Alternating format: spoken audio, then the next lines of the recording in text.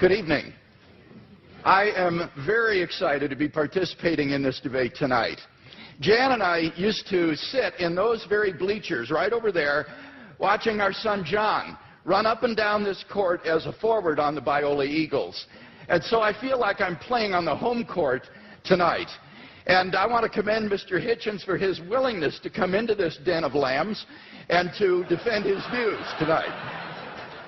On the other hand, if I know Biola students, I suspect that a good many of you, when you came in tonight, said to yourself, I'm going to check my own views at the door, and I'm going to assess the arguments as objectively as possible. I welcome that challenge. You see, the question of God's existence is of interest not only to religion, but also to philosophy. Now, Mr. Hitchens has made it clear that he despises and disdains religion, but presumably he is not so contemptuous of philosophy. Therefore, as a professional philosopher, I'm going to approach tonight's question philosophically, from the standpoint of reason and argument. I'm convinced that there are better arguments for theism than for atheism. So, in tonight's debate, I'm going to defend two basic contentions. First, that there's no good argument that atheism is true. And secondly, that there are good arguments that theism is true. Now, notice carefully the circumscribed limits of those contentions. We're not here tonight to debate the social impact of religion, or Old Testament ethics, or biblical inerrancy. All interesting and important topics, no doubt, but not the subject of tonight's debate, which is the existence of God. Consider then my first contention, that there's no good argument that atheism is true. Atheists have tried for centuries to disprove the existence of God, but no one's ever been able to come up with a successful argument. So, rather than attack straw men at this point, I'll just wait to hear Mr. Hitchens present his arguments against God's existence, and then I'll respond to them in my next speech. In the meantime, let's turn to my second main contention, that there are good arguments that theism is true. On your program insert, I outline some of those arguments. Number one, the cosmological argument. The question of why anything at all exists is the most profound question of philosophy. The philosopher Derek Parfit says, no question is more sublime than why there is a universe, why there is anything, rather than nothing. Typically, atheists have answered this question by saying that the universe is just eternal and uncaused. But there are good reasons, both philosophically and scientifically, to think that the universe began to exist. Philosophically, the idea of an infinite past seems absurd. Just think about it. If the universe never began to exist, that means that the number of past events in the history of the universe is infinite. But mathematicians recognize that the existence of an actually infinite number of things leads to self-contradictions. For example, what is infinity minus infinity? Well, mathematically, you get self-contradictory answers. This shows that infinity is just an idea in your mind, not something that exists in reality. David Hilbert, perhaps the greatest mathematician of the 20th century, wrote, "The infinite is nowhere to be found in reality. It neither exists in nature nor provides a legitimate basis for rational thought. The role that remains for the infinite to play is solely that of an idea." But that entails that since past events are not just ideas, but are real, the number of past events must be finite. Therefore, the series of past events can't go back forever. Rather, the universe must have begun to exist. This conclusion has been confirmed by remarkable discoveries in astronomy and astrophysics. In one of the most startling developments of modern science, we now have pretty strong evidence that the universe is not eternal in the past, but had an absolute beginning about 13 billion years ago in a cataclysmic event known as the Big Bang.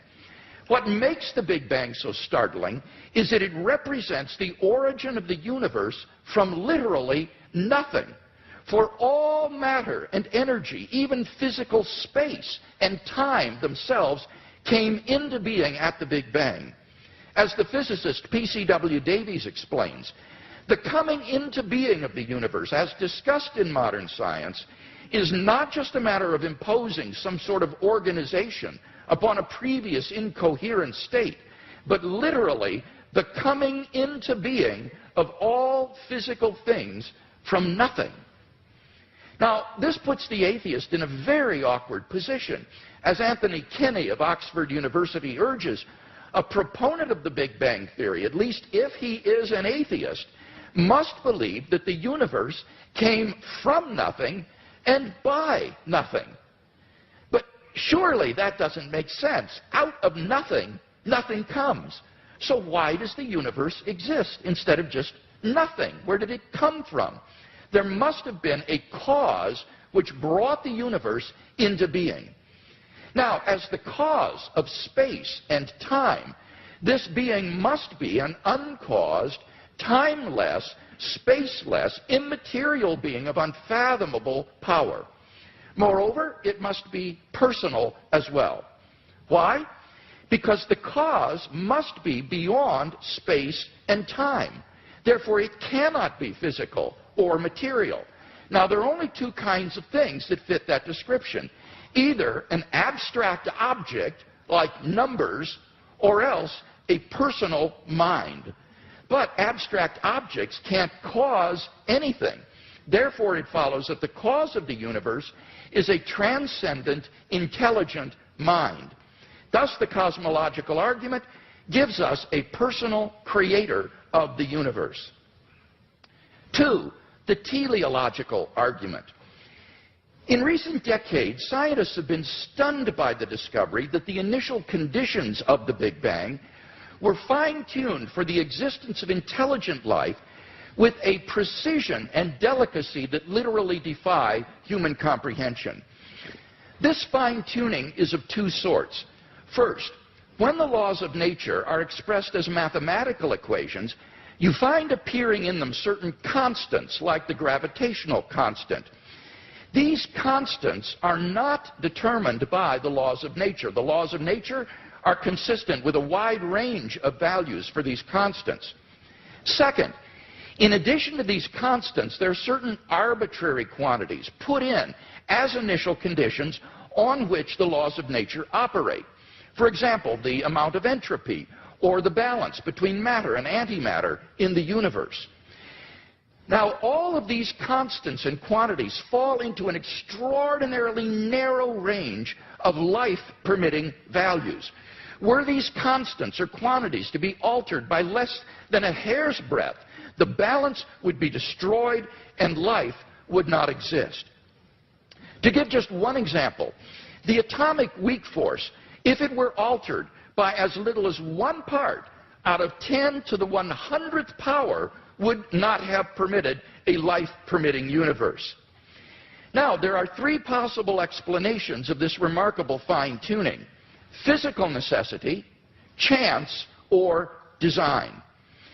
Now, it can't be due to physical necessity because the constants and quantities are independent of the laws of nature. In fact, string theory predicts that there are around 10 to the 500th power different possible universes consistent with nature's laws. So could the fine-tuning be due to chance? Well, the problem with this alternative is that the odds against the fine-tunings occurring by accident are so incomprehensibly great that they cannot be reasonably faced. The probability that all the constants and quantities would fall by chance alone into the infinitesimal life-permitting range is vanishingly small.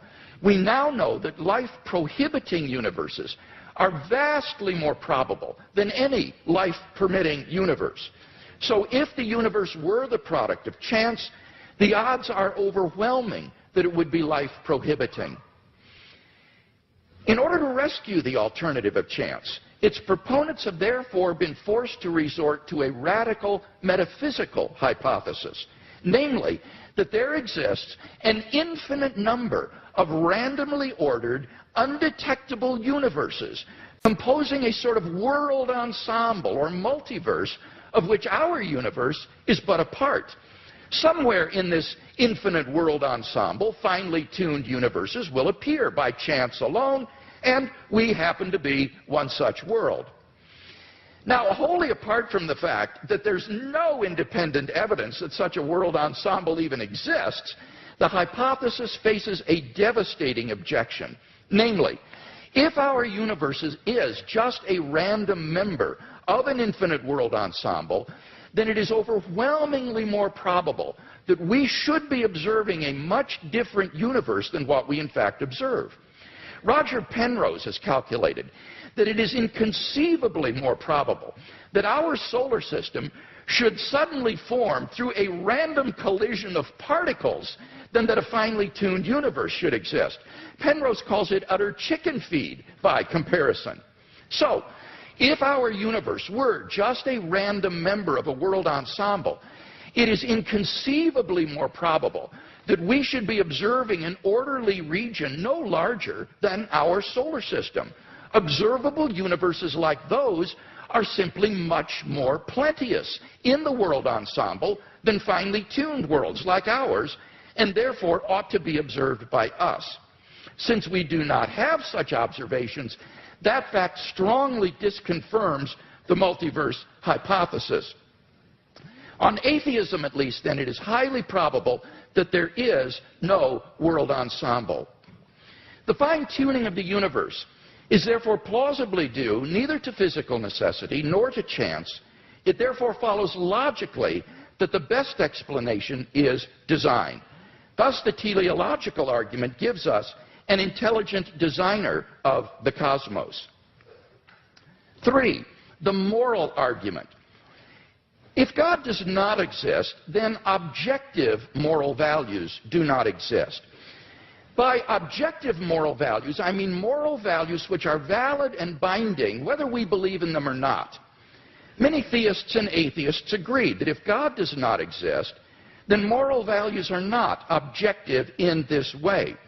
Michael Roos, a noted philosopher of science, explains, the position of the modern evolutionist is that morality is a biological adaptation, no less than our hands and feet and teeth. Considered as a rationally justifiable set of claims about an objective something, ethics is illusory. I appreciate that when somebody says, love thy neighbor as thyself, they think they are referring above and beyond themselves. Nevertheless, such reference is truly without foundation. Morality is just an aid to survival and reproduction, and any deeper meaning is illusory. Like Professor Roos, I just don't see any reason to think that in the absence of God, the morality which has emerged among these imperfectly evolved primates we call Homo sapiens is objective. And here Mr. Hitchens seems to agree with me. He says moral values are just innate predispositions ingrained into us by evolution. Such predispositions, he says, are inevitable for any animal endowed with social instincts. On the atheistic view, then, an action like rape is not socially advantageous, and so in the course of human development has become taboo. But that does absolutely nothing to prove that rape is really morally wrong. On the atheistic view, there's nothing really wrong with raping someone. But the problem is that objective values do exist, and deep down we all know it. In moral experience, we apprehend a realm of objective moral goods and evils. Actions like rape, cruelty, and child abuse aren't just socially unacceptable behavior. They're moral abominations. Some things, at least, are really wrong. Similarly, love, equality, and self-sacrifice are really good. But then it follows logically and necessarily that God exists. Number 4, the resurrection of Jesus. The historical person, Jesus of Nazareth, was a remarkable individual. Historians have reached something of a consensus that the historical Jesus came on the scene with an unprecedented sense of divine authority, the authority to stand and speak in God's place. He claimed that in himself the kingdom of God had come. And as visible demonstrations of this fact, he carried out a ministry of miracle working and exorcisms.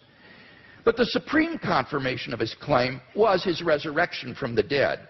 If Jesus did rise from the dead, then it would seem that we have a divine miracle on our hands, and thus evidence for the existence of God. Now, most people probably think that the resurrection of Jesus is something you just believe in, by faith or not.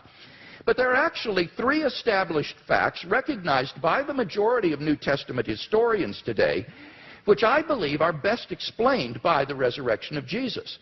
Fact number one, on the Sunday after his crucifixion, Jesus' tomb was discovered empty by a group of his women followers. According to Jakob Kramer, an Austrian specialist, by far most scholars hold firmly to the reliability of the biblical statements about the empty tomb.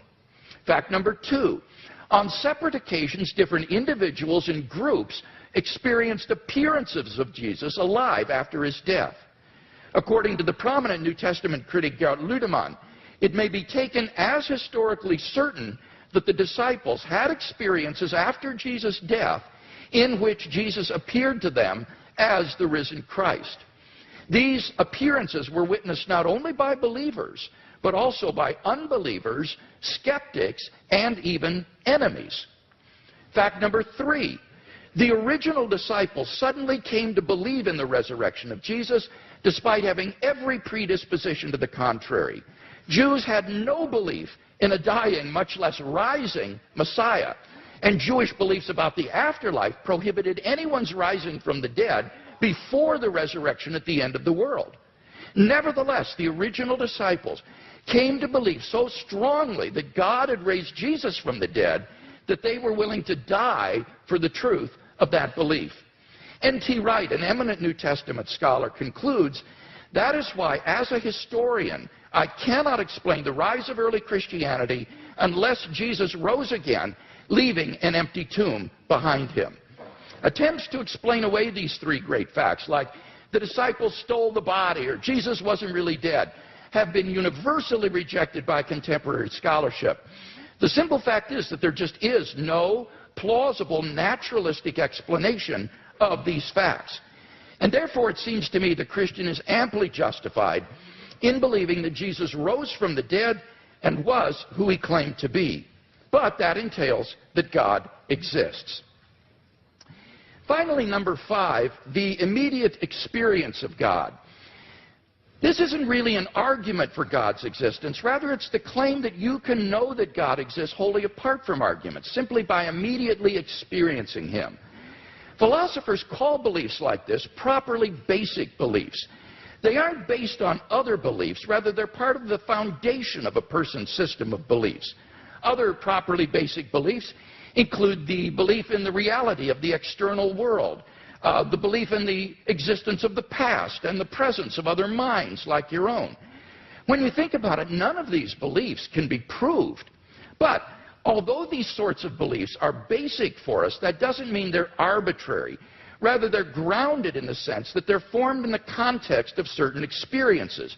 In the experiential context of seeing and hearing and feeling things, I naturally form the belief in a world of physical objects.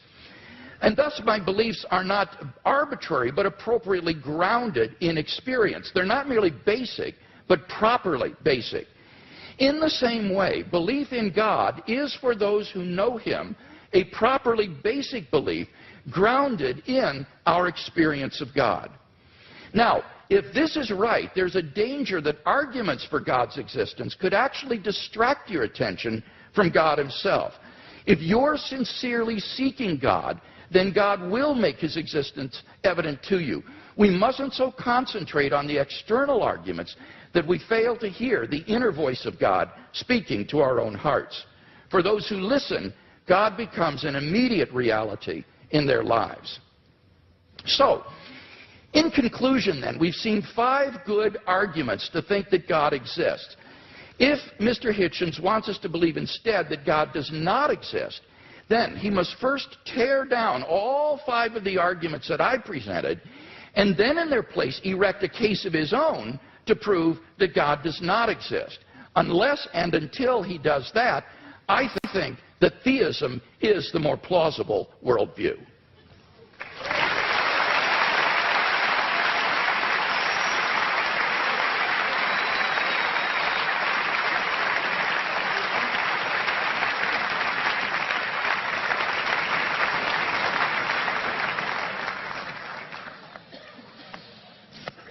Well, am I audible?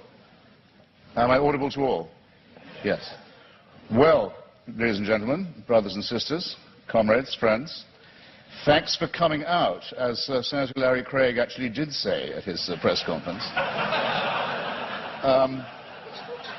Thank you, Mr. Hewitt and Dr. Craig, for being among the very many Christians who have so generously and hospitably and warmly taken me up on the challenge I issued when I started my little book tour, and welcomed me to your places to have this most important of all discussions.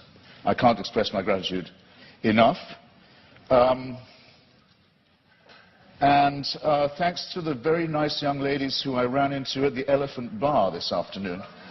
Well, I hadn't expected a posse of Biola students to be on staff, but where I thought, God, they're everywhere now.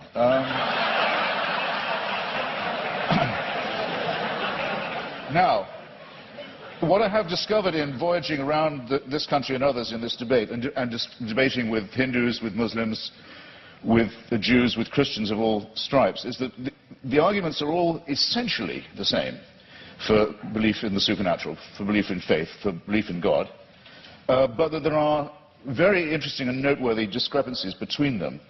And one that I want to call attention to at the beginning of this evening is between those like my friend Doug Wilson, with whom I've now done a book of argument about Christian apologetics, who would call himself a presuppositionalist, in other words, for whom really it's only necessary to discover the workings of God's will in the cosmos, and to assume that the truth of Christianity is already proven, and what are called, and they include Dr. Craig with great honor and respect in this, the evidentialists.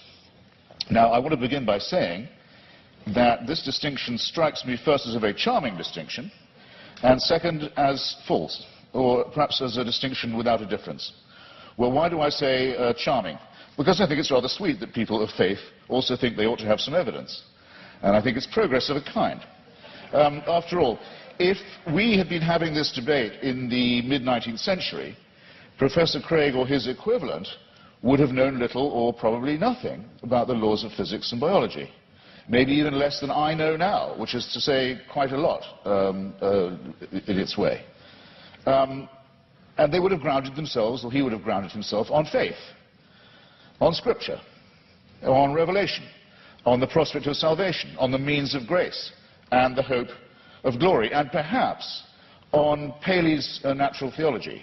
Paley, who had the same rooms, or had had the same rooms later occupied by Charles Darwin in Cambridge, with its watchmaker theory of design that I know I don't have to expound to you, but which briefly suggests that if an Aborigine is walking along a beach and finds a gold watch ticking, he knows not what it's for, or where it came from, or who made it, but he knows it's not a rock, he knows it's not a vegetable, he knows it must have had a designer. The Paley analogy held for most Christians for many years, because they were willing to make the assumption that we were mechanisms, and that therefore there must be a watchmaker.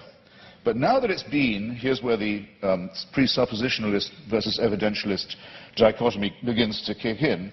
Now it's been rather painstakingly and elaborately demonstrated, to the satisfaction of most people, I don't want to just use arguments from authority, but it's not very much contested anymore, that we are not designed as creatures, but that we evolved by a rather laborious combination of random mutation and natural selection into the species that we are today.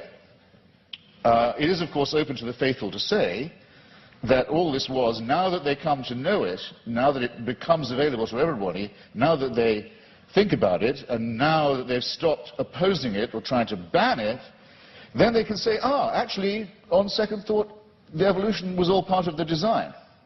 Well, as you will recognize, ladies and gentlemen, there are some arguments I can't be expected to refute or rebut because there's no way around that argument. I mean, if everything, including evolution, which isn't a design, is nonetheless part of a divine design, then all the advantage goes to the person who's willing to believe that. That cannot be disproved. But it does seem to me a very poor, very weak argument, because the test of a good argument is that it is falsifiable, not that it's unfalsifiable. So this I would therefore, this tactic or this style of argument, which we've had some evidence of this evening, I would rebaptize, or might I dare say I would rechristen it, as retrospective evidentialism. In other words, everything can, in due time, if you have enough faith, be made to fit.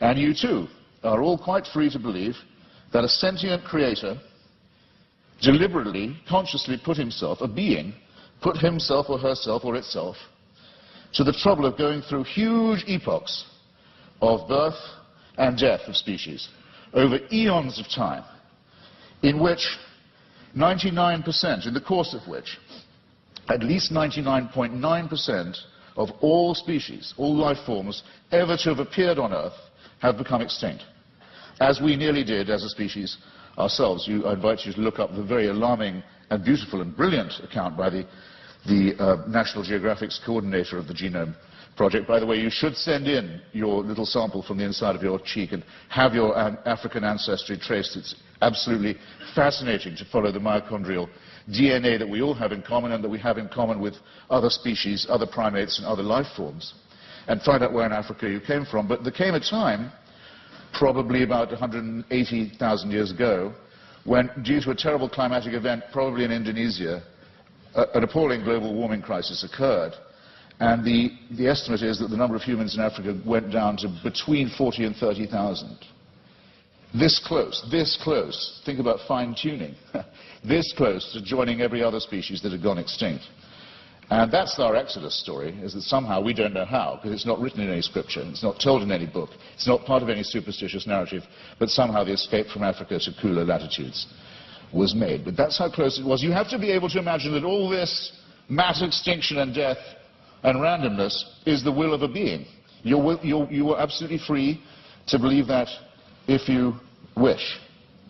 And all of this should happen so that one very imperfect race of evolved primates should have the opportunity to become Christians or to turn up at this gym tonight. That all of that was done with us in view. It's a curious kind of solipsism. It's a curious kind of self-centeredness. I was always brought up to believe that Christians were modest and humble and comported themselves with due humility. And there's a certain arrogance to this assumption that all of this extraordinary development was all about us.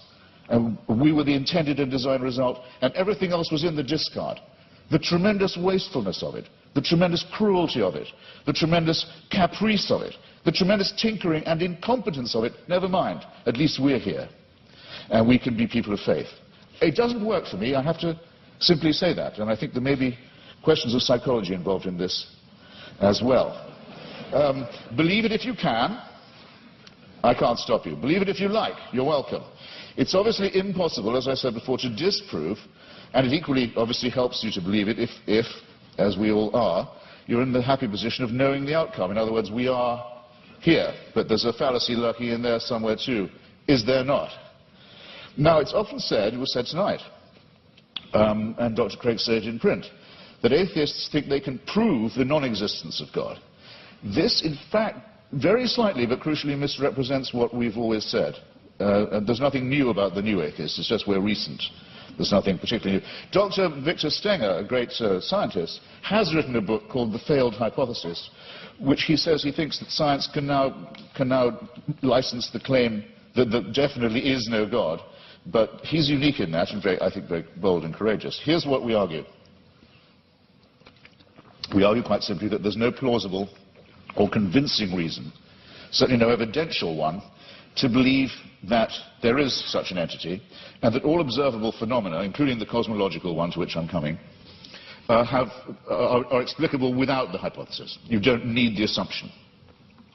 And this objection itself, our school falls into at least two, perhaps three sections. There's no such thing, no such word, though there should be, as adeism or as being an adeist, but if there was one, I would say that's what I was. I don't believe that we are here as the result of a design, or that by making the appropriate propitiations and adopting the appropriate postures and following the appropriate rituals, we can overcome death. I don't believe that, and for a priori reasons, don't. If there was such a force, which I cannot prove by definition that there was not, if there was an entity that was responsible for the beginning of the cosmos, and that also happened to be busily engineering the very laborious production of life on our little planet, it still wouldn't prove that this entity cared about us, answered prayers, cared what church we went to, or whether we went to one at all, cared who we had sex with, or in what position, or by what means, cared what we ate, or on what day, cared whether we lived or died. There's no reason at all why this entity isn't completely indifferent to us. That you cannot get from deism to theism except by a series of extraordinarily generous to yourself assumptions. The deist has all his work still ahead of him to show that it leads to revelation, to redemption, to salvation, or to suspensions of the natural order, in which hitherto you've been putting all your faith, all your evidences on scientific and natural evidence, or, why not, for a change of pace and a change of taste, say yes, but sometimes this same natural order, which is so miraculous in observation, no question about it, is so impressive in its favouring the conditions for life in some ways, but it's randomly suspended when miracles are required. So with caprice and contempt, these laws turn out not to be so important after all, as long as the truth of religion can be proved by their being rendered inoperative. This is having it both ways in the most promiscuous and exorbitant manner in my submission.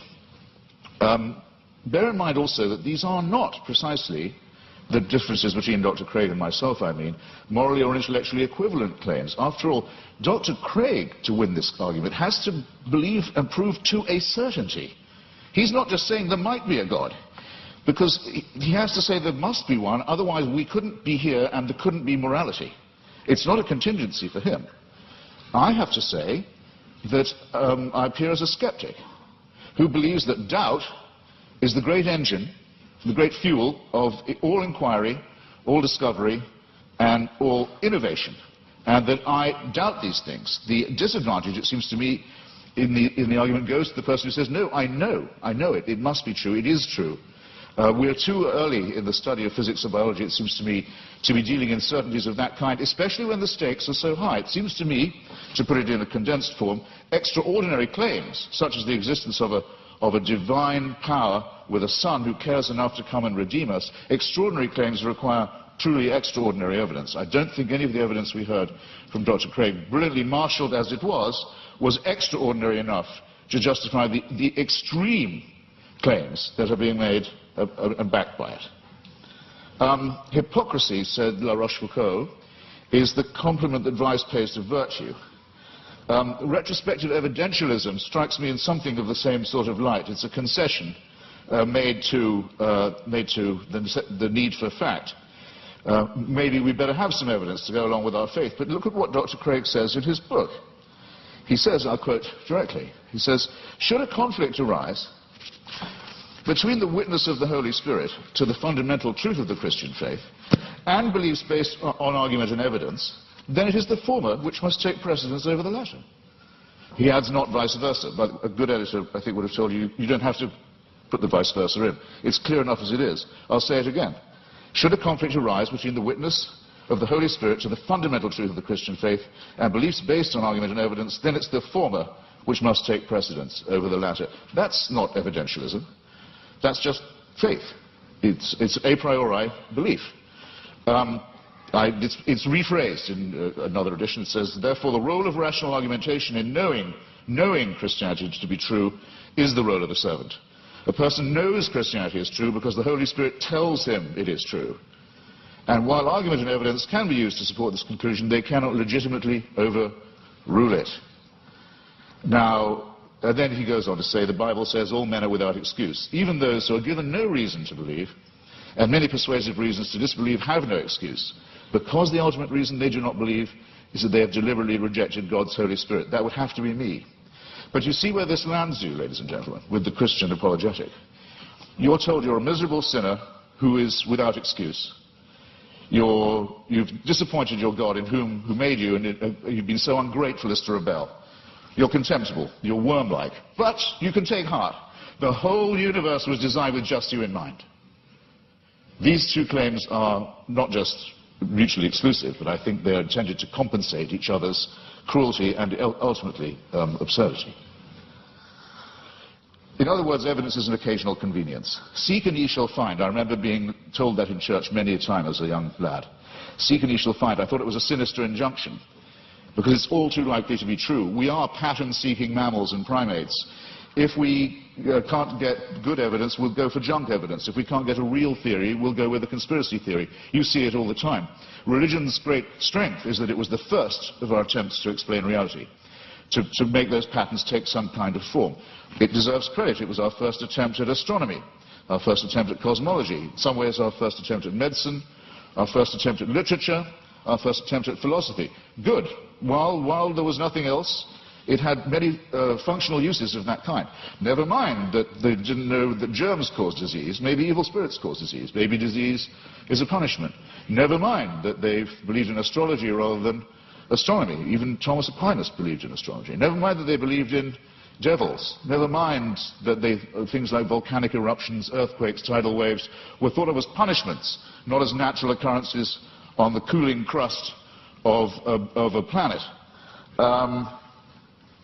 The pattern seeking has gone too far, and it's gone, I think, much too far with what was until recently thought of as Christianity's greatest failure, greatest of all failures, cosmology, the one thing Christianity knew nothing about and taught the most abject nonsense about. For most of its lifetime, Christianity taught that the earth itself was the center of the universe, and we had been given exclusive dominion as a species over it. Could not have been more wrong. How are we going to square the new cosmology, the fantastic new discoveries in physics, with the old dogmas? Well, one is the idea of this fine-tuning, about which I've only left myself 3.5 minutes. I'll have to refer some of this to later in the discussion. This is essentially another form of pattern seeking on the basis of extremely limited evidence. Most physicists are very uncertain, as they have every right to be. In fact, I would say, for physicists, that as they have the duty to be at the moment, extremely uncertain about the spatio-temporal dimensions of the original episode, the Big Bang as it's sometimes called. We're in the very, very early stages of this inquiry. We hardly know what we don't know about the origins of the universe. We're viewing it from an unimaginable distance, not just an unimaginable distance in space. We're perched on a tiny rock in an extremely small suburb of a fairly minor galaxy, trying to discern our origins, but also at an unbelievable distance in time. And we claim the right to say, we can see the finger of God in this process. It's an extraordinarily arrogant assumption. It either deserves a Nobel Prize in physics, which it hasn't yet got, I notice. I don't know any physicist who believes these assumptions are necessary, or it deserves a charge of hubris. Let me make 3 tiny, quick objections to it as it stands, and I'm no more a physicist than most of you are. I'll make these lay objections. 1, was there pre-existing material for this extra spatio-temporal being to work with? Or did he just will it into existence, the ex nihilo? Who designed the designer? Don't you run the risk with the presumption of a God and a designer and an originator of asking, well, where does that come from, where does that come from, and locking yourself into an infinite regress? Why are there so many shooting stars, collapsed suns, failed galaxies? We can see with the aid of a telescope. Sometimes we can see with the naked eye. The utter failure, the total destruction of gigantic, unimaginable sweeps of outer space. Is this fine-tuning, or is it extremely random, capricious, cruel, mysterious, and incompetent? And have you thought of the nothingness that's coming? We know we have something now, and we speculate about what it might have come from, and there's a real question about ex nihilo, but nihilo is coming to us. In the night sky, you can already see the Andromeda Galaxy. It's heading straight for ours on a collision course. Is that part of a design? Was it fine-tuned to do that? We know that from the red light shift of the Hubble telescope, or rather Edwin Hubble's original discovery, the universe is expanding away from itself at a tremendous rate. It was thought that rate would go down for Newtonian reasons. No, it's recently been proved by Professor Lawrence Krauss, the rate of expansion is increasing. Everything is exploding away even faster. Nothingness is certainly coming. Who designed that? And that's all if before these things happen we don't have the destruction of our own little solar system, in which already there's only one planet where anything like life can possibly be supported. All the other planets are too hot or too cold to support any life at all, and the sun is due to swell up, burn us to a crisp, boil our oceans and die, as we've seen all the other suns do in the night sky. This is not fine-tuning, ladies and gentlemen, and if it's the work of a designer, then there's an indictment to which that designer may have to be subjected. I'm out of time. I'm very grateful for your kindness and hospitality. Thank you.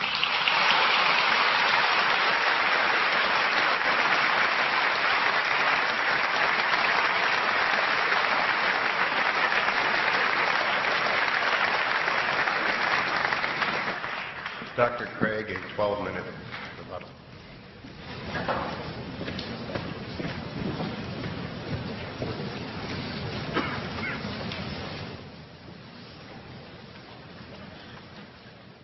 You'll remember that in my opening speech I said I would defend two basic contentions in tonight's debate. First, that there's no good argument that atheism is true. Now, far from being a point of contention tonight, as far as I understood Mr. Hitchens' last speech, he would agree with that first statement, that there is no good argument that atheism is true. He says, I simply don't have any positive reason to believe in God, but he doesn't really give an argument against God's existence. Indeed, he seems to suggest that's impossible. But notice that doesn't prove atheism. That just leaves you with agnosticism, namely, you don't know if there's a God or not. So, at best, you're left merely with agnosticism. We don't see any good reason to think that atheism is true. Now, he did make some remarks about the theory of evolution, which at least insinuated that this was somehow incompatible with theism. And I have 2 points to make about this. First, I think that the theory of biological evolution is simply irrelevant to the truth of Christian theism. Genesis 1 admits all manner of different interpretations, and one is by no means committed to six-day creationism. Howard Van Til, who is a professor at Calvin College, writes, is the concept of special creation required of all persons who trust in the Creator God of Scripture? Most Christians in my acquaintance who are engaged with either scientific or biblical scholarship have concluded that the special creationist picture of the world's formation is not a necessary component of Christian belief. Nor is this a retreat caused by modern science. St. Augustine, in the AD 300s, in his commentary on Genesis, pointed out that the days don't need to be taken literally, nor need the creation be a few thousand years ago. Indeed, he suggested that God made the world with certain special potencies that would gradually unfold over time and develop. And this interpretation came 1,500 years before Darwin, so that it is not a forced retreat in the face of modern science. So any doubts that I would have about the theory of biological evolution would be not biblical, but rather scientific. Namely, what it imagines is fantastically improbable. Barrow and Tipler, two physicists, in their book The Anthropic Cosmological Principle, list 10 steps in the course of human evolution, each of which is so improbable that before it would occur, the sun would have ceased to be a main sequence star and incinerated the Earth. And they calculate the probability of the evolution of the human genome to be somewhere between 4 to the negative 180th power to the 110,000th power, and 4 to the negative 360th power to the 110,000th power. So if evolution did occur on this planet, it was literally a miracle, and therefore evidence for the existence of God. So I don't think this is an argument for atheism. Quite the contrary. It really provides good grounds for thinking that God superintended the process of biological development. So the Christian can be open to the evidence to follow it where it leads. By contrast, as Alvin Plantinga has said, for the naturalist, evolution is the only game in town. No matter how fantastic the odds, no matter how improbable, it's got to be true, because there is no intelligent creator and designer. So in one sense, you've got to feel a little sorry for the atheist. He can't really follow the evidence where it leads. His presuppositions determine the outcome. By contrast, if there is a fine-tuner and creator of the universe, then already in the initial conditions of the Big Bang, you have an elaborately designed universe that permits the evolution and existence of intelligent life. And I think evolution simply layers on more improbability. Now, Mr. Hitchens says, but why did God wait so long, all that waste during this time? Well, that sort of concern with efficiency is only of importance to someone with either limited time or limited resources, or both. But in the case of God, he has both unlimited resources and unlimited time, and therefore it's simply not important to do this in a quick way. Well, now, Mr. Hitchens says, but why did God wait so long before he sent Christ? Human beings have existed for thousands of years on this planet before Christ's coming. Well, what's really crucial here is not the time involved, rather it's the population of the world. The Population Reference Bureau estimates that the number of people who have ever lived on this planet is about 105 billion people. Only 2% of them were born prior to the advent of Christ. Eric Krapes of the Survey Research Center at the University of Michigan's Institute for Social Research says, God's timing couldn't have been more perfect. Christ showed up just before the exponential explosion in the world's population. The Bible says in the fullness of time, God sent forth his Son. And when Christ came, the nation of Israel had been prepared. The Roman peace dominated the Mediterranean world. It was an age of literacy and learning. The stage was set for the advent of God's Son into the world. And I think in God's providential plan for human history, we see the wisdom of God in orchestrating the development of human life, and then in bringing Christ into the world in the fullness of time. So I don't see that there are any good grounds here for thinking that this provides reason for atheism. Now, what about my arguments for theism? Mr. Hitchens had some general remarks here. He says it's difficult to get from deism to theism. Now, I want to point out that's a false use of these terms. This is simply confused. Deism is a type of theism. Theism is the broad worldview that God exists. Deism is a specific kind of theism that says God has not revealed himself directly in the world. Now, my arguments are a cumulative case for Christian theism. They add up to the belief in the God that has been revealed by Jesus of Nazareth. Now, Mr. Hitchens says, but you must prove this with certainty. Not at all. I am not claiming these arguments demonstrate Christian theism with certainty. I'm saying that this is the best explanation of the data when you compare it with other competing hypotheses. I think it's more probable than not. He quotes me as to saying the Holy Spirit's witness is the basis for knowing Christianity to be true, and I affirm that. I think the fundamental way in which we know Christianity is true is through the objective inner witness of God's Holy Spirit, what I called the immediate knowledge of God himself in my fifth point. On the basis of that, we have a properly basic belief in the existence of God and the truth of Christianity. But when it comes to showing someone else that what we know through the witness of the Holy Spirit is true, here we appeal to argument and evidence as I've done tonight. And the arguments and evidence that I've appealed to are largely deductive arguments. This isn't retrospective evidentialism. These are deductive arguments. If the premises are true, then you cannot deny the conclusion on pain of irrationality because the conclusions follow with logical necessity from the premises. So the only way to deny the conclusion is you've got to show me which of the premises are false. That's why you've got that program insert with the premises in your program for these arguments. Mr. Hitchens needs to identify which premises of the argument he rejects as false if he's to reject the conclusions. Now, with respect to my cosmological argument, notice that he didn't dispute whatever begins to exist has a cause, nor did he dispute the philosophical and scientific arguments for the beginning of the universe. All he asked was the question, was there pre-existent material? The answer is no, there was not. As Barrow and Tipler point out, At this singularity, space and time came into existence. Literally nothing existed before the singularity. So if the universe originated at such a singularity, we would truly have a creation ex nihilo, that is, out of nothing. And this isn't talking religion, folks. This is talking contemporary cosmology. So the first argument, it seems to me, is unrefuted. What about the fine-tuning argument? Here he said, well, scientists are terribly uncertain about the fine-tuning argument. Well, I think that's simply not the case. Sir Martin Rees, the Royal Astronomer Royal of Great Britain, has said, the laws governing our universe appear to be finely tuned for our existence. Everywhere you look, there are yet more examples. Wherever physicists look, they see examples of fine-tuning. Ernan McMullen, philosopher of science, says it seems safe to say that later theory, no matter how different it may be, will turn up approximately the same numbers.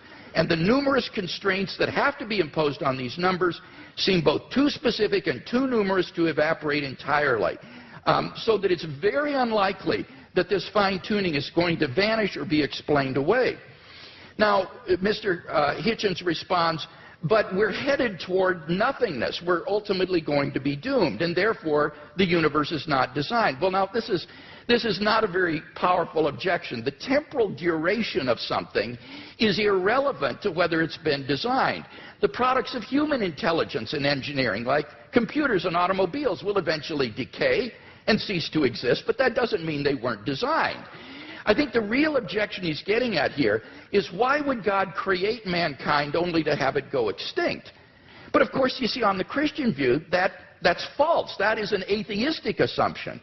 On the Christian view, life does not end at the grave, and God has given assurance of this by raising Jesus from the dead. So the objection simply has no purchase against Christian theism. So it seems to me that the fine-tuning argument is also unrefuted. What about the moral argument? We saw that without God there are no objective moral values. Mr. Hitchens agrees with this.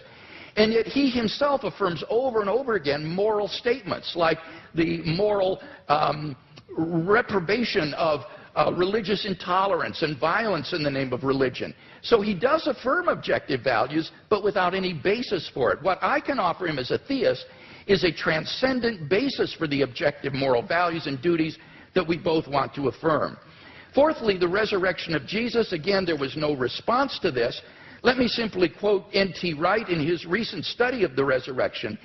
He says that the empty tomb and the appearances of Jesus have a historical probability so high as to be virtually certain, like the death of Augustus in A.D. 14 or the fall of Jerusalem in A.D. 70. So we are on very solid ground in affirming these three facts that I mentioned in my opening speech, and I can't think of any better explanation than the ones that the eyewitness gave, namely that God raised Jesus from the dead. Finally, the immediate experience of God. Unless Mr. Hitchens can show that I'm psychologically deranged or delusional, it seems to me I'm perfectly rational on the basis of my immediate experience of God to believe that God exists and that therefore this for me is a properly basic belief. So I think all of these arguments stand intact despite his refutation. We've seen no argument for atheism, so clearly the weight of the evidence falls on the side of the scale for Christian theism tonight.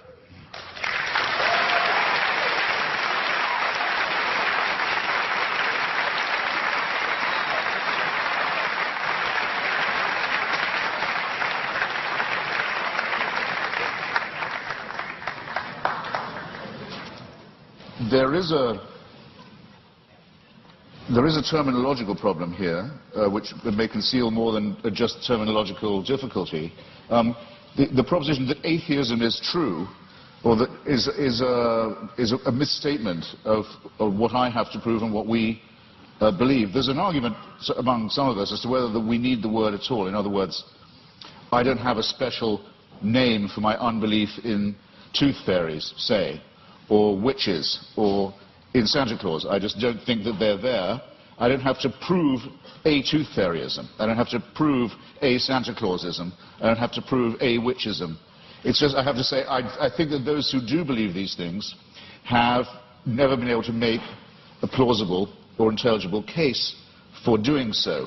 That's not agnosticism, because it seems to me that if you don't think there is any evidence, you're wrong to take refuge in saying you're neutral. You ought to have the courage to answer the question which one is regularly asked: are you an atheist or not? Yes, I will say, I am. You can't tell anything else about me. You can't tell anything else about what I think, about what I believe, about what my politics are, or my other convictions. It's just that I don't believe in the existence of a supernatural dimension, and I've never been shown any evidence that any process observable to us cannot be explained by more satisfactory and more convincing means. The great physicist Laplace, when showing his working model of the solar system to the Emperor Napoleon, was asked, well, your model seems to have no room for a god in it, for deity. And he said, well, Your Majesty, it still all operates without that assumption. Now, here's what you would have to believe if you thought that this was all designed. Dr. Craig gave a slight parody of what I think about this.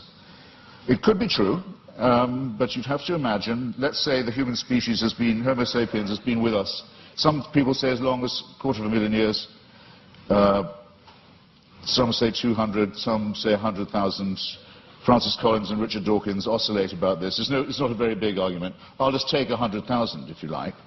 You have to imagine that human beings are born. Well, actually, most of them, a good number of them aren't born. They die in childbirth or don't long outlive it. They're born into a terrifying world of the unknown. Everything is a mystery to them, everything from disease to volcanic eruptions. Everything is, their life expectancy for the first, I don't know, many tens of thousands of years would be lucky to be in the 20s, probably dying agonizingly over their teeth, poorly evolved as the teeth are, and from other inheritances from being primates, such as the appendix that we don't need, such as the fact that our genitalia appear to have been designed by a committee, other shortcomings of the species, exaggerated by scarcity, by war, by famine, by competition, and so on. And for 98,000 years or so, heaven watches this with complete indifference. And that, we know where your children go to school, by the way.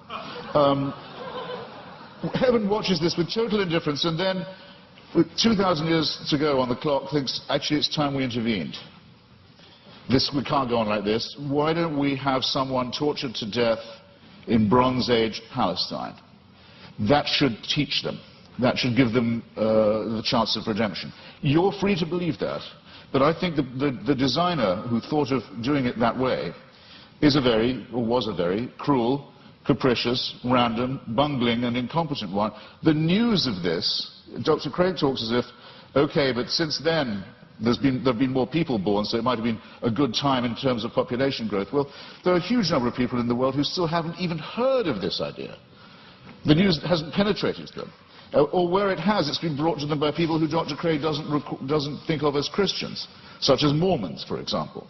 And it's taught to them in many discrepant and competitive and indeed incompatible and violently irreconcilable ways. And there's been a lot of argument in the church and the churches all this time about, well, okay, what is the answer to that? What about all the people who never could have heard the good news, or who never will hear it, or still haven't been reached by it, and who've died not knowing about it? What happens to them? How can they be saved? Well, the argument is that it's all somehow made retrospective. And with so many of these arguments, I just comment on these, well, how convenient. Because if you're willing to make assumptions of this kind, then really evidence is only ancillary to what you are advancing. Now, I didn't have the chance. Oh, and just on Mr. Wright, sorry, I scrawled a note to myself. In your first round, Doctor, you said that N.T. Wright, who's an impressive person, says that no explanation of the success of Christianity is possible that doesn't rest on the terms of its being true. In other words, Wright says it was so successful, it must have been, and the people were so strongly motivated to believe it that it must have been true. I regard that as a very, very unsafe assumption. Or if it is a safe one, then it must surely apply to Islam.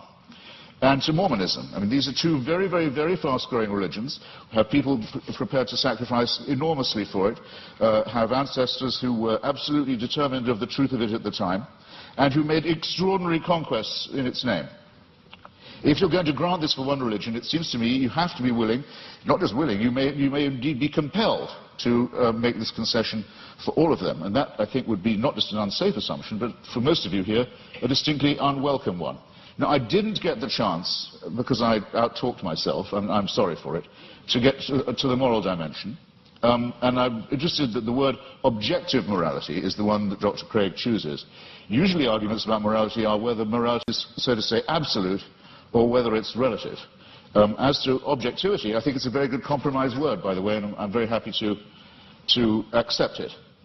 But the problem with morality is this, in respect of religion.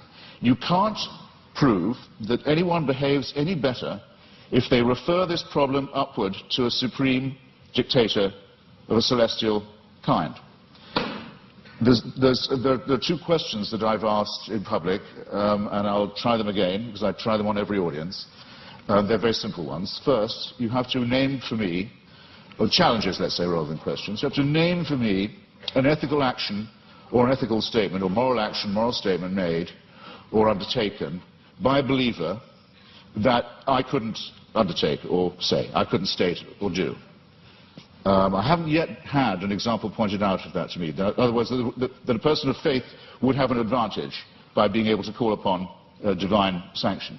Whereas if I ask you to think of a wicked act undertaken by someone in the name of God or because of their faith, you wouldn't have, or a wicked statement made, you wouldn't have that much difficulty, I think, in coming up with an example right away. The genital mutilation community, for example, is almost exclusively religious.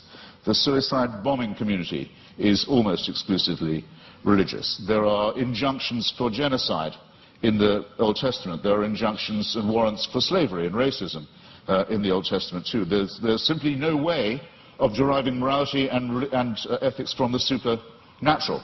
When we come to the question of the absolute, well, the most often cited one is the Golden Rule, the one that almost everyone feels they have in common.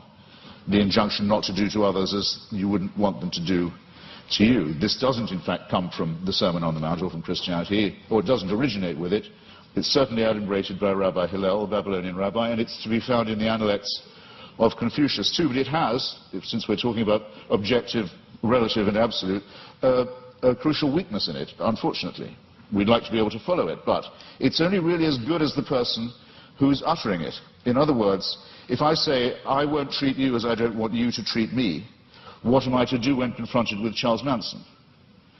I want him treated in a way that I wouldn't want to be treated myself. Anything else would surely be completely relativistic. So the argument isn't at all advanced by saying that I couldn't know any of this. I couldn't have any moral promptings. I couldn't decide for myself if I see a pregnant woman being kicked in the stomach, that because she's pregnant, that's obviously worse than if it was just a woman who wasn't pregnant being kicked in the stomach. This is part of my patrimony as a human being. It's part of the essential emotional solidarity that I need to have with my fellow creatures to make us realize that we are brothers and sisters, one with another. We are dependent upon each other. We have duties. We have expectations of one another. And that if we didn't have these and try and fulfill them, we couldn't have got as far as we have.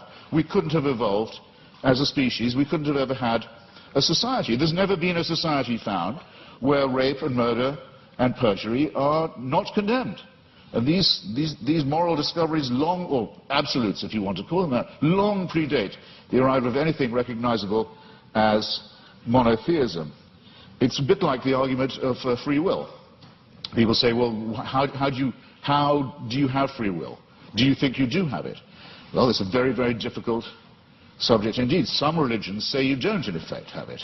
That all is determined by heaven. You're really only a plaything in a larger game.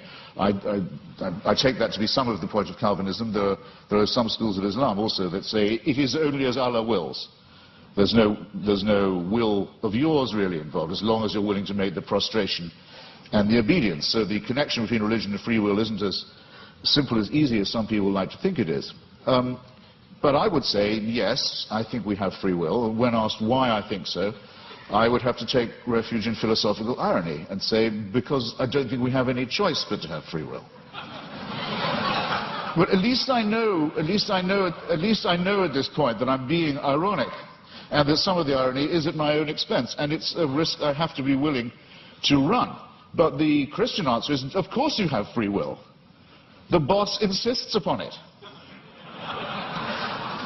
This somewhat degrades the freedom and redefines the idea of will. And it seems to me also that there's something degrading in the idea of saying that morality is derived in the same way, that it comes from on high, that we ourselves are not good enough, that we don't have the dignity, we don't have the self-respect, we don't have the character to know a right action or a right statement when we see it or when we want to perform it. It's this servile element in religion. It's not, strictly speaking, the subject of our debate this evening, I know, but I'm damned if I completely forego it. It's the idea that buried in the religious impulse is actually the wish to be unfree, is the wish for an immovable, unchangeable, celestial authority, a kind of heavenly North Korea that will take our decisions away from us and commit us only to worship and praise and thank a great leader and his son, the dear leader, forever and ever and ever. I'm so glad there's no evidence that this is true. Thank you.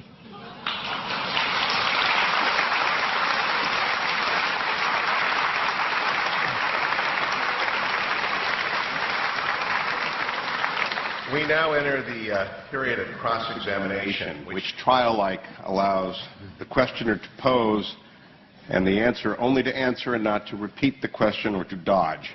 6 minutes of questions begin to Dr. Craig, followed by 6 minutes of questions to Mr. Hitchens. Dr. Craig, your questions for Mr. Hitchens.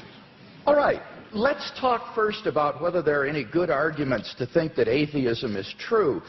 Now, it seems to me that you're rather ambivalent here, that you say, you redefine atheism to mean a sort of atheism or non-theism. That's what it means. But how do you distinguish then the different varieties of non-theism? For example, what is normally called atheism, agnosticism, or the view of verificationists that the statement God exists is simply meaningless? Well, I mean, there are different schools of atheism, as you say, but there's no claim I know how to make that says atheism is true, because atheism is the statement that a certain proposition isn't true. So I wish you'd get this bit right, because there you go again. Well, I just devoted a little time to this. I said it is not in itself a belief or a system. It simply says you can get by better, probably, we think, without the assumption that no one who wants you to worship a God has ever been able to come up with a good enough reason to make you do it. Now, so the point is, though, that on your definition of atheism or non-theism, it really embodies a diversity of views, such as agnosticism, what is normally called atheism, or this verificationism. Now, which of those do you hold to within this umbrella of atheism? Are you an atheist who asserts the proposition God does not exist, or do you simply withhold belief in God in the way the agnostic does? Right. On some days, I'm a great. No, I'm not going to do you that much of a favour. On some days, I'm a great admirer of Thomas Huxley, who had the great debate with Bishop Wilberforce in Oxford at the Natural History Museum about Darwinism in the mid-19th century, who was known as Darwin's bulldog. We would now say Darwin's pit bull, and who completely trounced the good bishop. But I can't thank him for inventing the term agnostic. And I can't thank him for some of his social Darwinist positions either, some of which are rather unattractive. I need an answer to this. My time is fleeting. Because I think agnosticism is evasive. To me, yes, if you talk about the power of the Holy Spirit and so forth, to me, that is meaningless. It's to me, I'm sorry, I've tried. It's white noise. It's like saying there is only one God and Allah is his messenger. It's gibberish to me. There are many of us, I'm sorry, there are just many of us of whom this is the case. It may be true, it is true. Okay, Mr. Hitchens, I got to press you here, because time is fleeting. Feel free. What is your view exactly? Press away. Do you affirm God does not exist, or do you simply withhold believing? Once I have said that I've never seen any persuasive evidence for the existence of something, and I've made real attempts to study the evidence presented and the arguments presented, that I will go as far as to say, have the nerve to say, that it does not therefore exist, except in the mind of its, except in the Henry Jamesian subjective sense that you say of it being so real to some people in their own minds. All right, yeah, that it counts as a force in the world, yes. Okay, so you do affirm then that God does not exist. Now, what I want to know, and do you have any justification for that? I think I've come unwired in some horrible way. You're fine. Are you sure? Do you have any arguments leading to the conclusion that God does not exist? Well, I would rather. I think I'm wondering if I'm boring anybody now. I would rather say. I'd rather state it in reverse and say I find all the arguments in favor to be fallacious or unconvincing. And I'd have to add that though this isn't my reason for not believing in it, that I would be very depressed if it was true. But that's a quite different thing. I don't say of atheism that it's at all morally superior. That would be very risky. I wouldn't admit that it was at all morally inferior either, but we can at least be acquitted on the charge of wishful thinking. I wonder if that's the case. Would you agree that the absence of evidence is not evidence of absence? Well, you know, I'm not sure that I would agree. Okay. Let's turn to the moral argument and talk about that a little bit. I think you've misunderstood the moral argument. Given the stakes, Doctor, given the stakes, we're not talking about unicorns or tooth fairies or leprechauns here. We're talking about an authority that would give other human beings the right to tell me what to do in the name of God. So for a claim like that, if there's no evidence for it, it seems to me not a small question. No, certainly not a small question. Because you're making a very, very, very large claim. Your evidence had better be absolutely magnificent, it seems to me. And it's the lack of magnificence, I think, that began to strike me first. One final question, Doctor. Okay, well, let's go to the moral argument. It seems to me there that you've misunderstood the argument in that we're looking for an objective foundation for the moral values and duties that we both, I think, want to affirm. It's not a matter of whether or not we can know what is right and wrong, or that we need God to tell us what is right and wrong. It's rather that we need to have some sort of an objective foundation for right and wrong. Wouldn't you agree, on your view, it's simply the sociobiological spin-offs of the evolutionary process, and that therefore these do not provide any sort of objective foundation for moral values and duties? That could be true, yes. That could well be true. Yeah, I don't want to be too much of a reductionist, but it's entirely possible that it is purely evolutionary and functional. One wants to think that there's a bit more to one's love for the fellow creature than that. But it doesn't add one iota of weight or moral gravity to the argument to say, but that's because I don't believe in a supernatural being. It's a non sequitur. Mr. Hitchens, your questions for Dr. Craig. Well, I'd like to know first, you said that the career of Jesus of Nazareth involved a ministry of miracles and exorcisms. When you say exorcism, do you mean that you believe in devils too? What I meant there was that most historians agree that Jesus of Nazareth practiced miracle working and he practiced exorcisms. I'm not committing myself, nor are historians committing themselves to the reality of demons, but they are saying that Jesus did practice exorcism and he practiced healing. So you believe that Jesus of Nazareth caused devils to leave the body of a madman and go into a flock of pigs that hurled themselves down the Gadarene slopes into the sea? Do I believe that's historical? Yes. Right. That would be sorcery, wouldn't it, though? No, it would be an illustration of Jesus' ability to command even the forces of darkness, and therefore an illustration of the sort of divine authority that he was able to command and exercise. This, as I say, is illustrative of this unprecedented sense of divine authority that Jesus of Nazareth had, that he even could command the forces of darkness and that they would obey. So whether you think he was a genuine exorcist or that he merely believed himself to be an exorcist, What is historically undeniable is that he had this radical sense of divine authority, which he expressed by miracle working and exorcisms. Right. And you believe he was born of a virgin? Yes, I believe that as a Christian. I couldn't claim to prove that historically. That's not part of my case tonight. But as a Christian, I believe that. And I know you believe in the resurrection, but yes, as a matter of biblical, what shall we call it, consistency, it's said in one of the Gospels that at the time of the crucifixion, all the graves of Jerusalem were opened, and all the tenants of the graves walked the streets and greeted their old friends. It makes the resurrection sound rather commonplace in the greater Jerusalem area. It says that's in the Gospel of Matthew, and that's actually attached to a crucifixion narrative. That's what it said. It says at the time of the crucifixion. Yes, that's right. At the time of the crucifixion, it says that there were appearances of Old Testament saints in Jerusalem at the time. This is part of Matthew's description of the crucifixion scene. Do you believe that? I don't know whether Matthew intends this to be apocalyptic imagery or whether he means this to be taken literally. I've not studied it in any depth, and I'm open-minded about it. I'm willing to be convinced one way or the other. You see, the reason I'm pressing you is this because, we know from Scripture that the pharaohs, the magicians, could produce miracles. In the end, Aaron could outproduce them. But what I'm suggesting to you is even if the laws of nature can be suspended and great miracles can be performed, it doesn't prove the truth of the doctrine of the person who's performing them. Or would you not agree to that? Not necessarily. I think that's right. So somebody could be casting out devils from pigs, and that wouldn't prove he was the Son of God.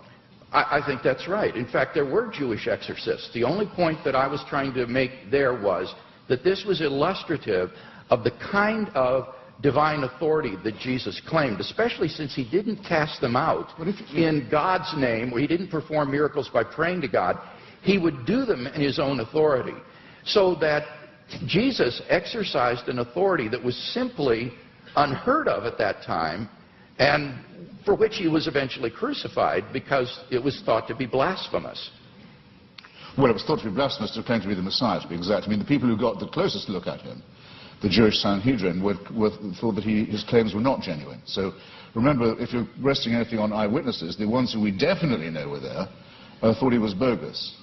But, okay, I think I've got a rough idea. Assuming you make that assumption of his pre-existing divinity, that it's a presuppositionalist case, I can see what you're driving at. Well, no, I've got another question for you, which is this. How many religions in the world do you believe to be false? I don't know how many religions in the world there are, so I Well, could you name... Right. Fair enough. I'll see if I can't narrow that down. That was a clumsily asked question, I admit. Do you regard any of the world's religions to be false? Do you regard any of the world's religions to be false preaching? Yes, I think, certainly. Would you name one, then? Islam. That's quite a lot. Pardon me? That's quite a lot. Yes. Do you think it's moral to preach false religion? No. So religion is responsible for quite a lot of wickedness in the world right there? Certainly. Right. I'd be happy to concede that. I would agree with that. So if I was a baby being born in Saudi Arabia today, would you rather I was me or a Wahhabi Muslim? Would I be? Rather be what? Would you rather it was me? It was an atheist baby or a Wahhabi baby?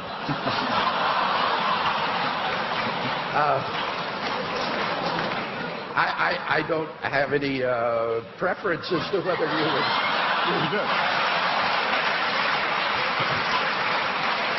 As bad as that. Okay. Are there any? I've only got a few seconds. It's a serious question. I shouldn't squander it. Are there any Christian denominations you regard as false? Certainly. Could I know what they are?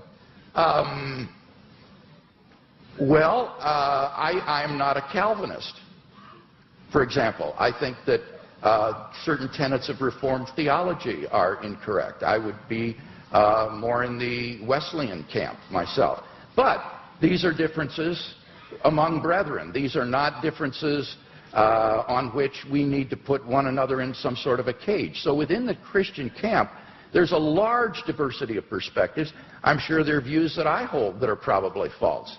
But I'm trying my best to get my theology straight, trying to do the best job, but I think all of us would recognize that none of us agree on every point of Christian doctrine, on every dot and tittle. Before Mr. Hitchens succeeds in launching another series of religious wars among Christians, let's get to the responses. 7 minutes are each. Dr. Craig, it is your 7 minutes. Okay.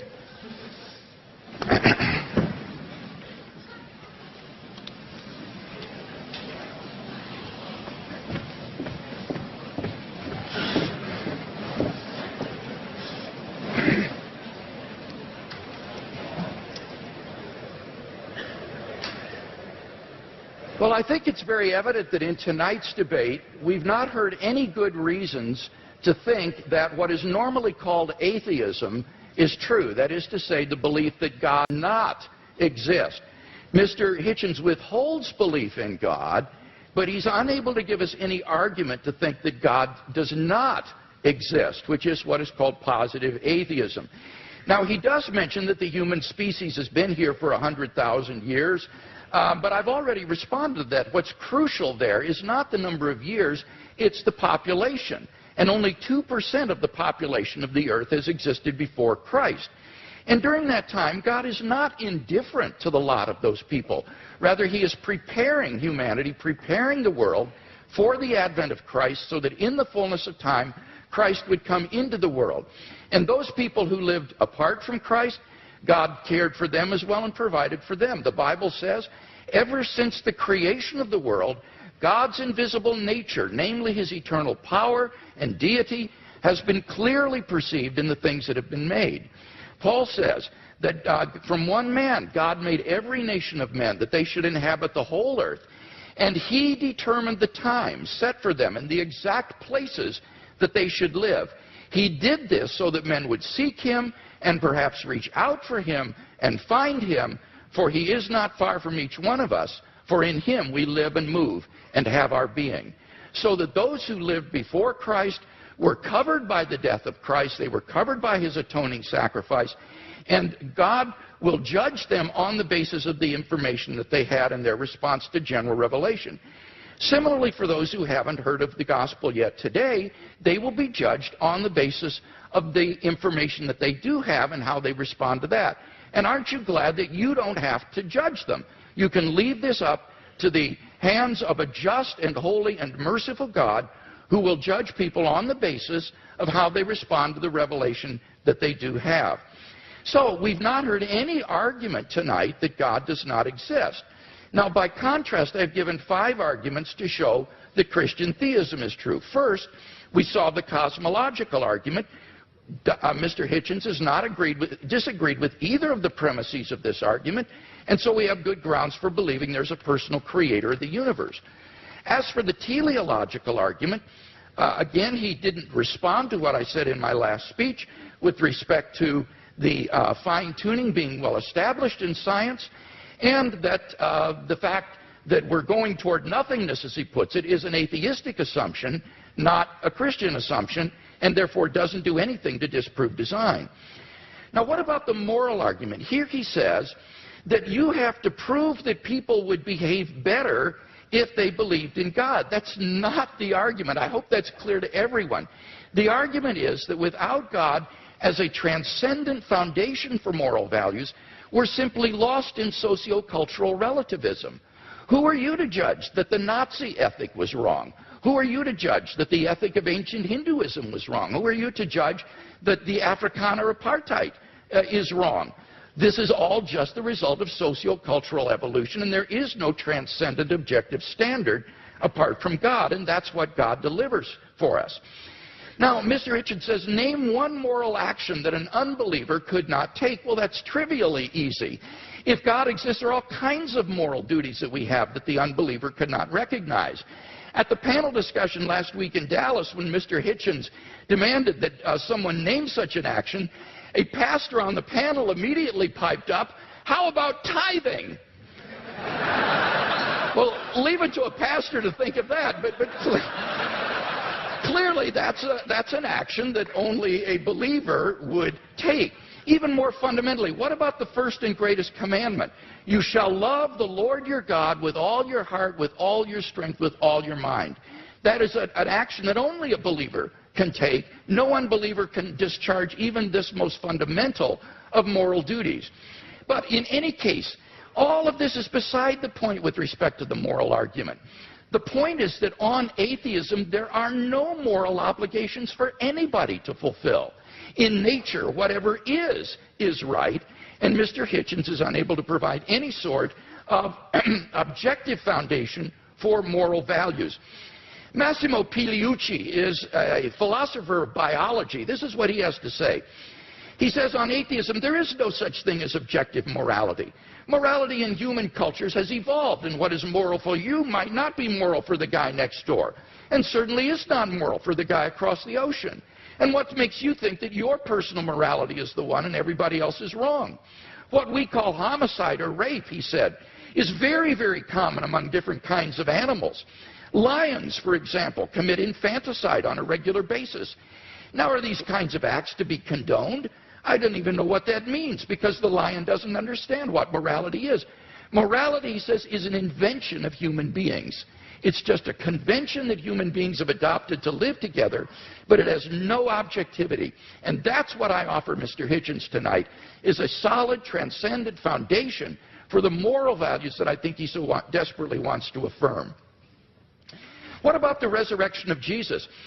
Here he misunderstood N.T. Wright's argument. N.T. Wright's argument is not that the success of Christianity means that it's true. That would apply to Islam and Mormonism. Rather, N.T. Wright's argument is that the origin of the disciples' belief that God had raised Jesus from the dead is so un-Jewish, it is so uncharacteristic, that you have to explain what would bring them to adopt so radical a mutation of Jewish belief as belief in a dying Messiah and a rising Messiah. And he says the only thing he can think of that would explain this is the empty tomb and the post-mortem appearances of Jesus. And that's why Wright concludes that these have a certainty that is comparable to the fall of Jerusalem in AD 70. So you've got to get the argument right if you're going to deal with it. And in fact, I think the only explanation of these facts is the one the disciples gave, that God raised Jesus from the dead. Finally, the immediate experience of God has remained untouched. God is real to me, and unless I'm delusional, I'm perfectly within my rational rights to believe in God on the basis of this experience, just as I believe in the reality of the external world or the reality of the past on the basis of my experience. So I think in sum we've got 5 good reasons for believing that Christianity is true, no reason to think atheism is true, and therefore I think Christianity is clearly the more rational worldview.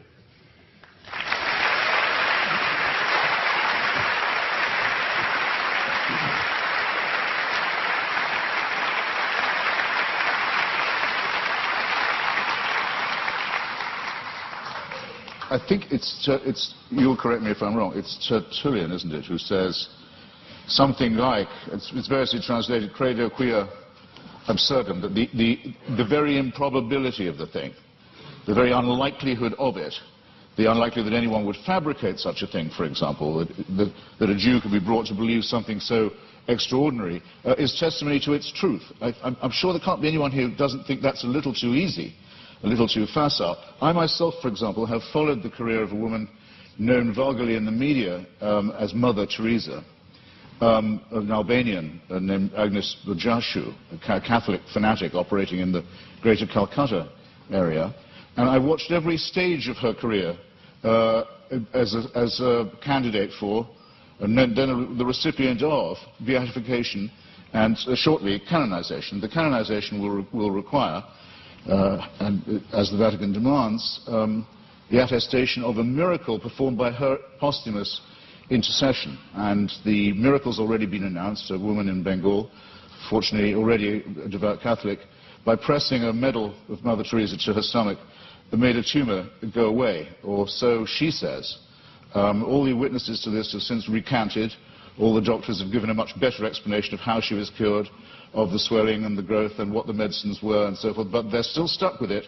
They have to go ahead with this process because, which will lead to countless untold suffering in India, because it will appear to license the bogus charlatanry of shaman medicine and intercessory medicine rather than the real thing. All of this will have to be gone through this awful display in the name of faith. And I just happen to have watched it at every stage, and I can tell you, it's depressingly easy to get a religious rumor started. You can count on an enormous amount of pre-existing credulity among illiterate, frightened, ill-educated populations. There isn't a literate, written down, properly attested witness of any real sort in the Gospels. It is, and you may as well admit it and stick to it because it's what you're good at, it involves an act of faith. Second, on the matter of my moral question, yes, it's true that Doug Wilson said that tithing was something I couldn't do, but then, I'm not moving the goalposts here, I don't think I'd regard giving all my money to the new St. Andrew's Church as a moral act. The only challenge that I've had so far that I really couldn't get out of, I should share it with you, was I was told, well, you couldn't do this. You couldn't say, Father, forgive them for they know not what they do. No, but nor could you, as people of faith. You wouldn't dare. It would be blasphemy for you to do it. There's only one person who can do that, even on your account. So, with respect, ladies and gentlemen, I think both my challenges stand. It hasn't been shown that I couldn't be a moral person, despite my unbelief, and it has certainly not been demonstrated that unbelief will guarantee you against, the belief will, I'll say it again, that unbelief will ensure you against wickedness. You mentioned things like apartheid and Nazism. Well, let me just run it by you. Partly this often comes up because people say, what about the crimes and wickednesses of the secular world? The apartheid system in South Africa was actually a creation of the Dutch Reformed Church. It was justified theologically as the giving of a promised land to one Christian religious tribe, in which everyone else was supposed to be hewers of wood and drawers of water. It wasn't until the Dutch Reformed Church, under pressure, agreed to drop their racist preachments of many years that the apartheid system could be dismantled. The dictatorship in Greece in 1967 to 74 was proclaimed by the Greek Orthodox Church as a Greece for Christian Greeks.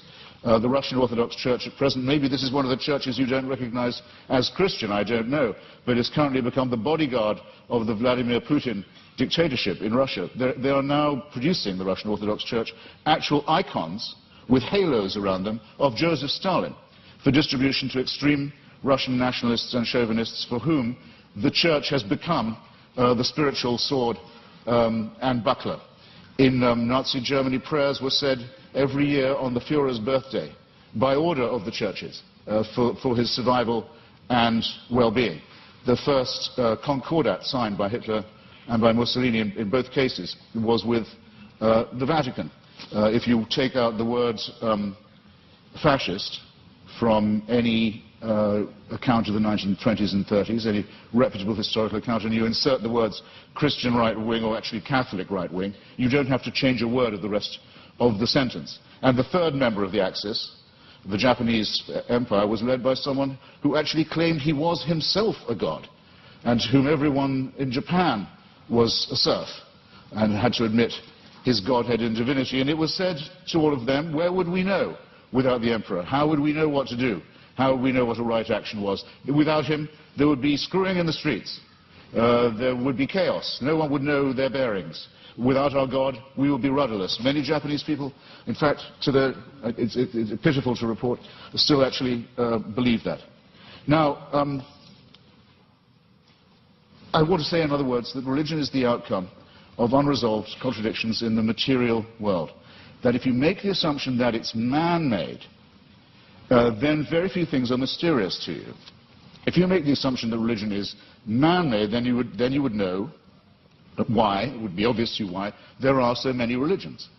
When you make the assumption that it's man-made, you will understand why it is that religion has been such a disappointment to our species, that despite innumerable revivals, innumerable attempts again to preach the truth, innumerable attempts to convert the heathen, innumerable attempts to send missionaries all around the world, that the same problems remain with us, that nothing is resolved by this, that if all religions died out, or all were admitted to be false, instead of, as all believers will tell you, only some of them are false. In other words, we're faced with the preposterous proposition that religion are either all of them true, or none of them true, or only one exclusive preachment is true. And none of these seem to me coherent, and all of these seem to be the outcome of a man-made cult, assumed that all of them were discredited at the same time, all of our problems would be exactly what they are now. How do we live with one another? Where indeed do morals and ethics come from? What are our duties to one another? How shall we build the just city?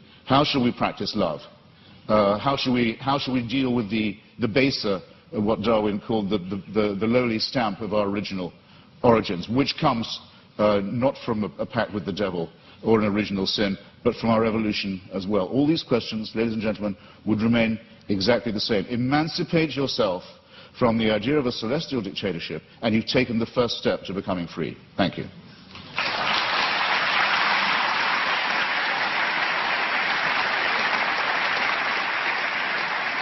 Dr. Craig, your closing argument, 5 minutes.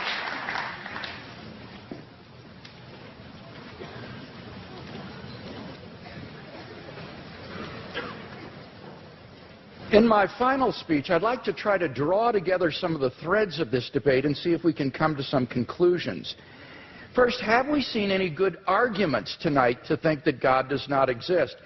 No, I don't think we have. We've heard attacks upon religion, Christianity impugned, God impugned, Mother Teresa impugned, but we haven't heard any arguments that God does not exist.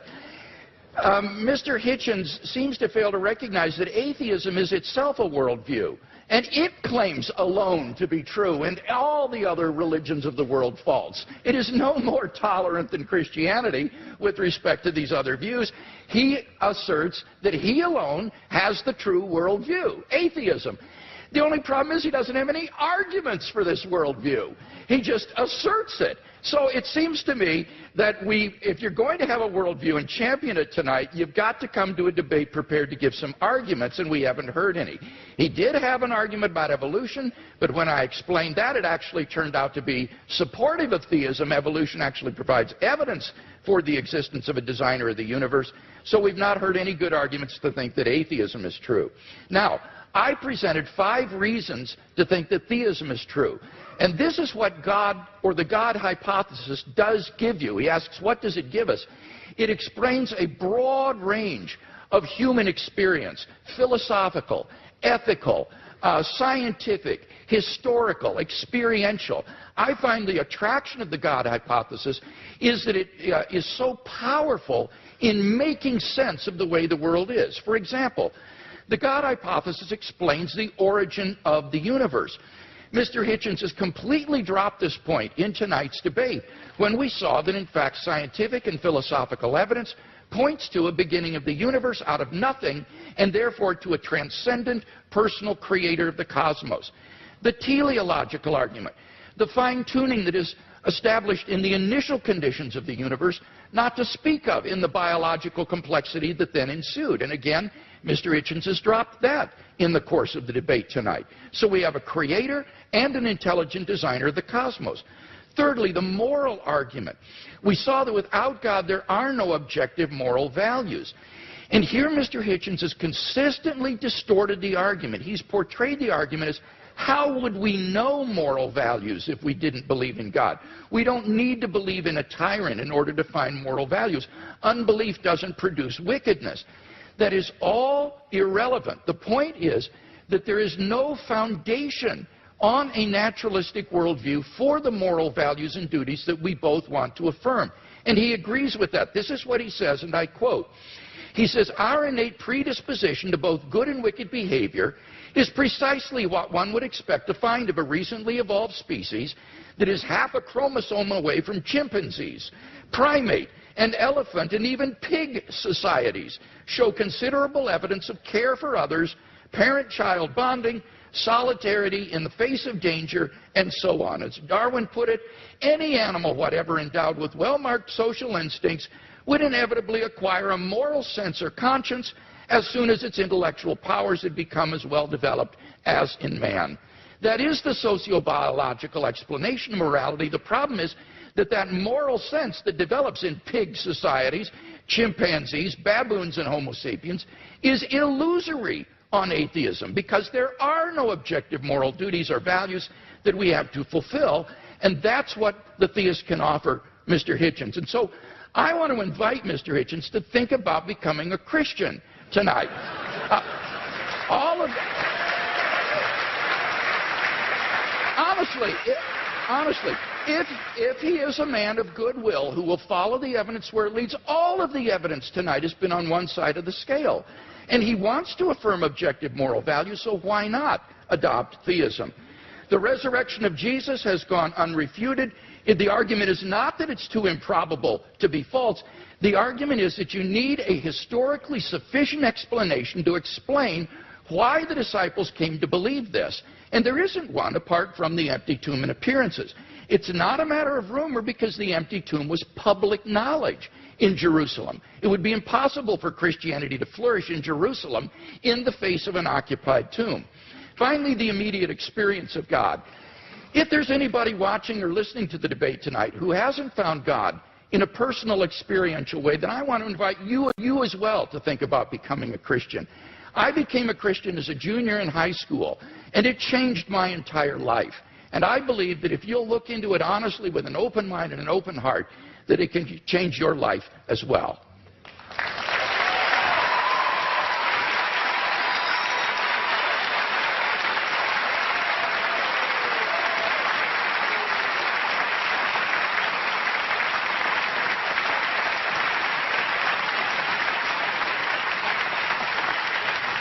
Mr. Hitchens has yielded his time, and therefore we move to questions, and we are directing those questions to students tonight. I want to repeat something Dr. Hazen said: there are stupid questions.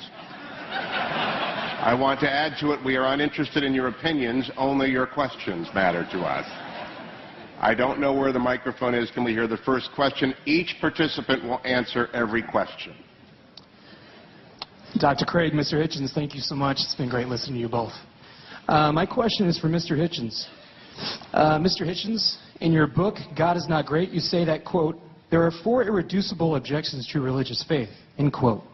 The third being that religious faith, quote, is both the result and the cause of dangerous sexual repression, end quote. So here's my question for you. Is it good that the Bible prohibits humans from having sex with animals? Or is that an example of dangerous sexual repression?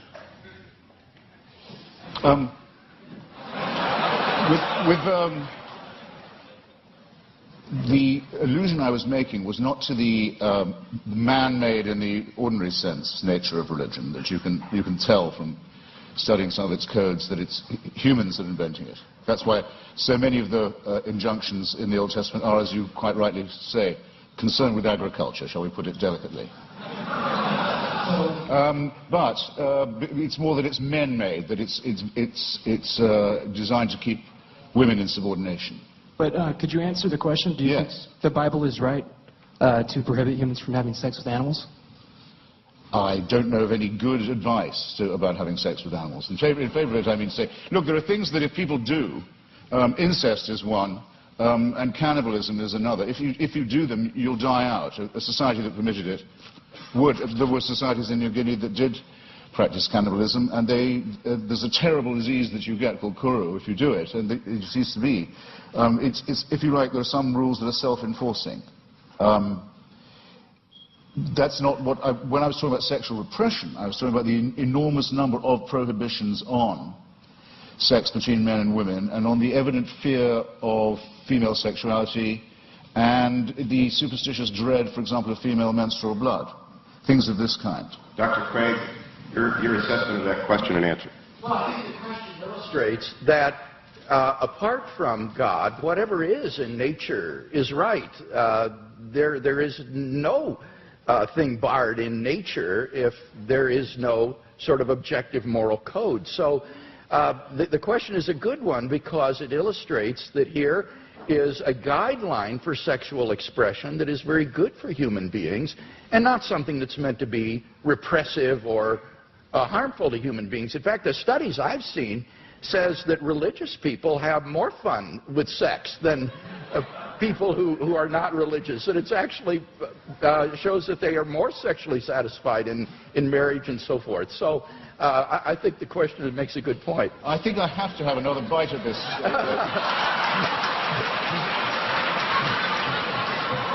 This tempting cherry. You see, if it's true that, as I think it is, that nature is pretty indifferent, pretty callous, pretty random, then who is the designer? But many people say concerning the ban on homosexuality, for example, in the Old Testament, they'll say, well, homosexuality is against God's law and it's against nature's law. Well, in that case, why does nature see to it that so many people are born homosexual? Or, if you want to rephrase it, why does God have so many of his children preferring sex with their own gender? It doesn't help. It doesn't, in clarifying and elucidating this, it doesn't help to assume a supernatural authority. Whereas, if you look at the reasons given by Maimonides and the other sages for the practice of circumcision, it is precisely to dull and to blunt the sensation of an organ which I don't think even, well, I'll leave it there. Our next question. No, but it's explicitly designed, in other words, to reduce sexual pleasure, make it more of a painful duty than a celebration. Well, you asked for it. I don't want to misrepresent myself. I was a student here and graduated.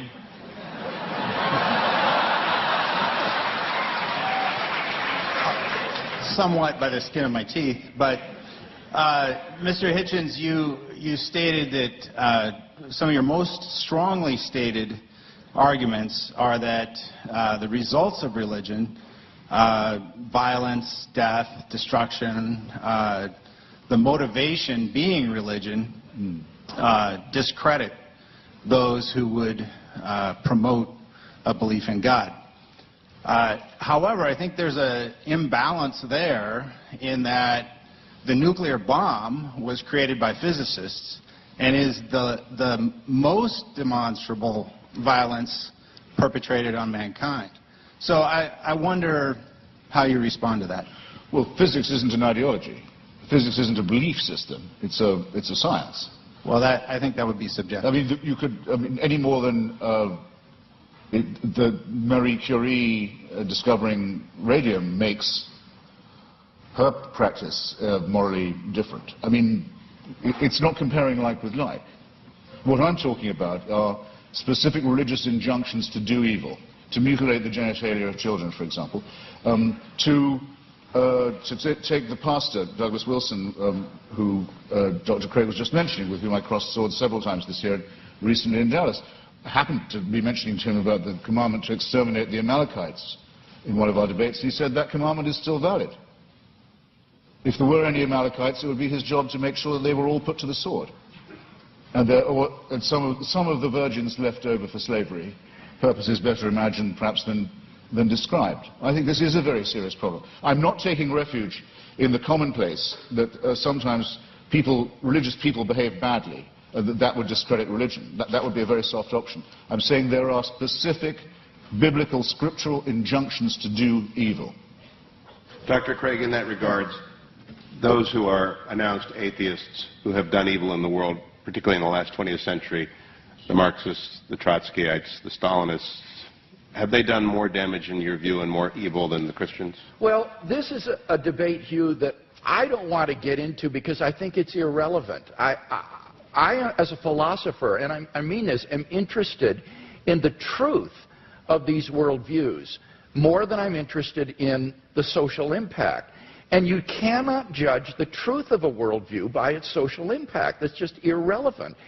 Bertrand Russell, in his essay, Why I'm Not a Christian, understood this. Russell said you cannot assess the truth of a worldview by seeing whether it's good for society or not. Now, the irony was, when Russell wrote that back in the 20s, he was trying to refute those who said that you should believe in Christianity because it's so socially beneficial to society. It was just the mirror image of Christopher Hitchens' argument, where saying you shouldn't believe in it because it's socially detrimental to human culture. But I think Russell's point cuts both ways because it's a valid point. You can't assess the truth of a worldview by arguing about its cultural and social impact. There are true ideas that may have had negative social impact, and therefore we have to deal with the truth of these, the arguments for and against them, and not get into arguments about has Marxism or Chinese communism been responsible for more deaths than theism in the 20th century. No, I completely concur with what you say there. I mean, I just wanted to say that I think that those commandments are injunctions to do evil, but I would much prefer to say that the tribe that thought it was hearing these instructions from God to kill all of its rivals, exterminate all its rivals for the Holy Land, might possibly have had, I think it's overwhelmingly probable it did have, a need to seek and claim divine approval for the war of greedy extermination, annexation, and racist conquest that it was going to undertake anyway. In other words, I don't think there was an authority issuing that commandment, whether it was morally good or otherwise, as a matter of the truth. But I would add, and I think the concession is very well worth having, that there is absolutely no proof at all that Christianity makes people behave better. Wait a minute, I didn't concede that. What I said, I wasn't going to argue that, because it's irrelevant, but by no means did I concede that. And I do appreciate as well the way you framed the issue about the Canaanites. I think you're quite right in saying that this is not an issue about whether or not God exists. Rather, this is a question about biblical inerrancy. Did these ancient Israelites get it right in thinking that God had commanded them to do these things, or did they, in their nationalistic fervor, think God is on our side and do something which, in fact, they weren't commanded to do by God? So that this isn't an issue between atheism and theism. This is an issue about biblical inspiration and inerrancy, and that's an important issue, but it's not one that is on the floor tonight. Our next student question. Hi, my question is mainly directed at Mr. Hitchens, but Christian theism, as with all theisms that claim a revelation, say that the purpose of human existence is to serve God, and Dr. Craig might want to expound on that in some way. But Mr. Hitchens, as an atheist with no transcendent being giving you a reason for existence, what then is the best way to live life, or what is motivation for living life, or what is the purpose of your existence without a transcendent being telling you what to do? Well, I find it, you see, this is where I find it hard to accept the grammar of your question. It's as if I was only willing to concede supernatural, you want to say transcendent, I want to say supernatural, then my life would have purpose. I think that's a complete non sequitur. To me, at any rate, I'll have to just make the confession. And this is as real to me, subjectively, as any William Jamesian apprehension of the divine. I don't get your point at all. Dr. Craig, one of the written questions says, and I think it is consistent with the question from the audience, you have written that life without God is absurd, but I know unbelievers who are living fulfilling moral lives. In what way is their life absurd? Okay, let me respond to that and to the question here that was asked. I would say that the purpose of life for which God has created us is not to serve God. Remember, Jesus said, I have not called you servants, I have called you friends. And I think the Westminster Confession gets it right when it says the purpose of human existence is to glorify God and enjoy Him forever. God is the fulfillment of human existence. It is in fellowship eternally with God, the source of infinite goodness and love, that the true fulfillment of human existence and freedom is to be found. Now, when I say that apart from theism, life is meaningless, I mean objectively meaningless. This is the same distinction that we're talking about with regard to moral values. I'm saying that on atheism, there is no objective purpose for human existence. As Mr. Hitchens recognizes, eventually the universe will grow cold, dilute, dark, and dead as it runs down toward maximum entropy and heat death, and all human existence and life will be extinguished on an atheistic view of the future of the universe. There is no purpose for which the universe exists. The litter of a dead universe will just expand into the endless darkness forever, a universe in ruins. Now, of course, one can still live one's life as an illusion, thinking, oh, the purpose of life is to, say, hit 40 home runs and steal 40 bases every year, you know, in the major leagues, and you draw the meaning of your existence from that. But that's not really the meaning of your existence. That's just a subjective illusion. In fact, your existence on atheism is objectively meaningless. So that's the distinction that I was making. Again, it's between objective and mere subjective illusion. Well, I think it has it exactly the wrong way around. You see, as I was beginning to say earlier, we didn't have time in the question period. I wouldn't say that atheism was morally inferior. I wouldn't concede that for a second. I don't want to make a claim for its superiority either, but there may be a slight edge here. We don't believe anything that could be called wishful. In other words, we don't particularly welcome the idea of the annihilation either of ourselves as individuals, the party will go on and will have left and we're not coming back, or the entropic heat death of the universe. We don't like the idea, but there's a good deal of evidence to suggest that that is what's going to happen. And there's very, very little evidence to suggest that I'll see you all again in some theme park. One nice and one nasty experience. There's absolutely no evidence for that at all. So I'm willing to accept, on the evidence, conclusions that may be unwelcome to me. I'm sorry if I sound as if I'm spelling that out, but I will. Now, you want to know what makes my life meaningful? Generally speaking, it's been struggling myself to be free, and if I can say it without immodesty, Mr. Hewitt kindly said it for me, too flatteringly beforehand, but trying to help others to be free too. That's what's given a lot of meaning to my life and does still, the solidarity with those who want to be as free as I am, partly by luck and partly by my own efforts and the efforts of others. Well, one obstacle to liberty, and that's why I mentioned it, and gave so many examples of it in history and in the present day, is the poisonous role played by fellow primates of mine who think they can tell me what to do in the name of God because God's told them that they have this power. So that's one thing I'd like to be shot of right here in the here and now. And my suspicion is, if you really ask the religious where do they want power and what's the world they care about, the next one or this one, it'll be this one every time, because they too know perfectly well that this is the only life we've got. Yeah, I don't think that's true. It seems to me that on the basis of the resurrection of Jesus, that we have grounds for the hope of immortality. This is the foundation upon which the Christian hope is predicated. So again, it gets back to whether or not one has good grounds for thinking that Jesus was who he claimed to be and that God raised him from the dead. Because if he did, then there is hope of immortality. But then I return your question to me, I return it to you in a different form.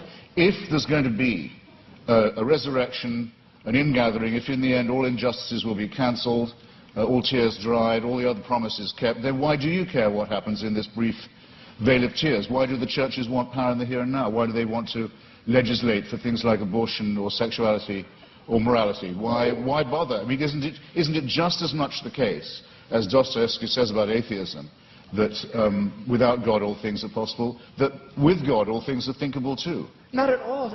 As Dostoevsky said, if there is no immortality, all things are permitted, he said, because it all ends up the same, it all comes out in the wash the same.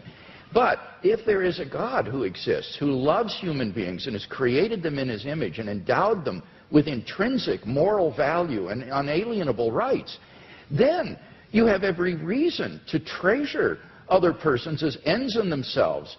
And the desire of pro-life persons to champion the lives of the unborn or the lives of the dying isn't a power grab, Mr. Hitchens. It's because they genuinely care about the lives of innocent human beings that they believe are being wantonly destroyed. So it's a very positive motivation.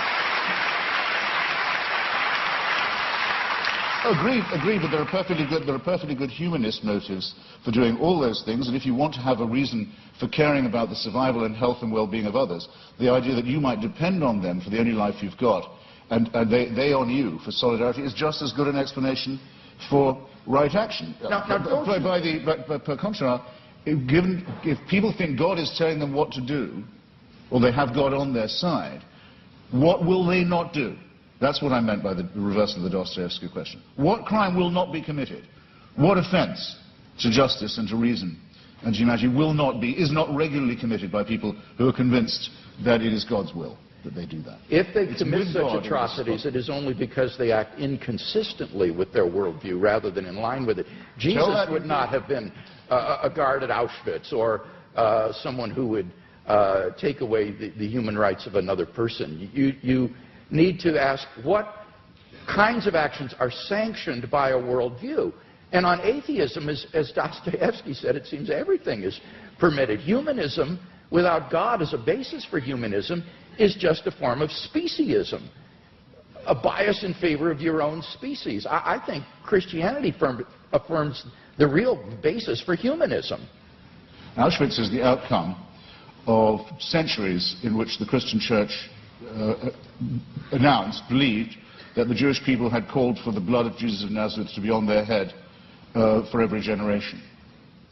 It's only in one verse in the Bible, I know, but it happens to be the verse the church picked up on. I don't say Jesus would have been a god there. That's not the point. The point is that this is not an aberration of religion. It is a scriptural injunction, as is the one to kill the Amalekites, as is the one to mutilate the genitals of children. The issue is, would Jesus have been a guard at Auschwitz? Because insofar as people who claim to be his followers were guards at Auschwitz, they were acting inconsistently and in defiance of the ethic of Jesus of Nazareth. Well, you should tell that to the Vatican. I mean, we know Paul Johnson, in his very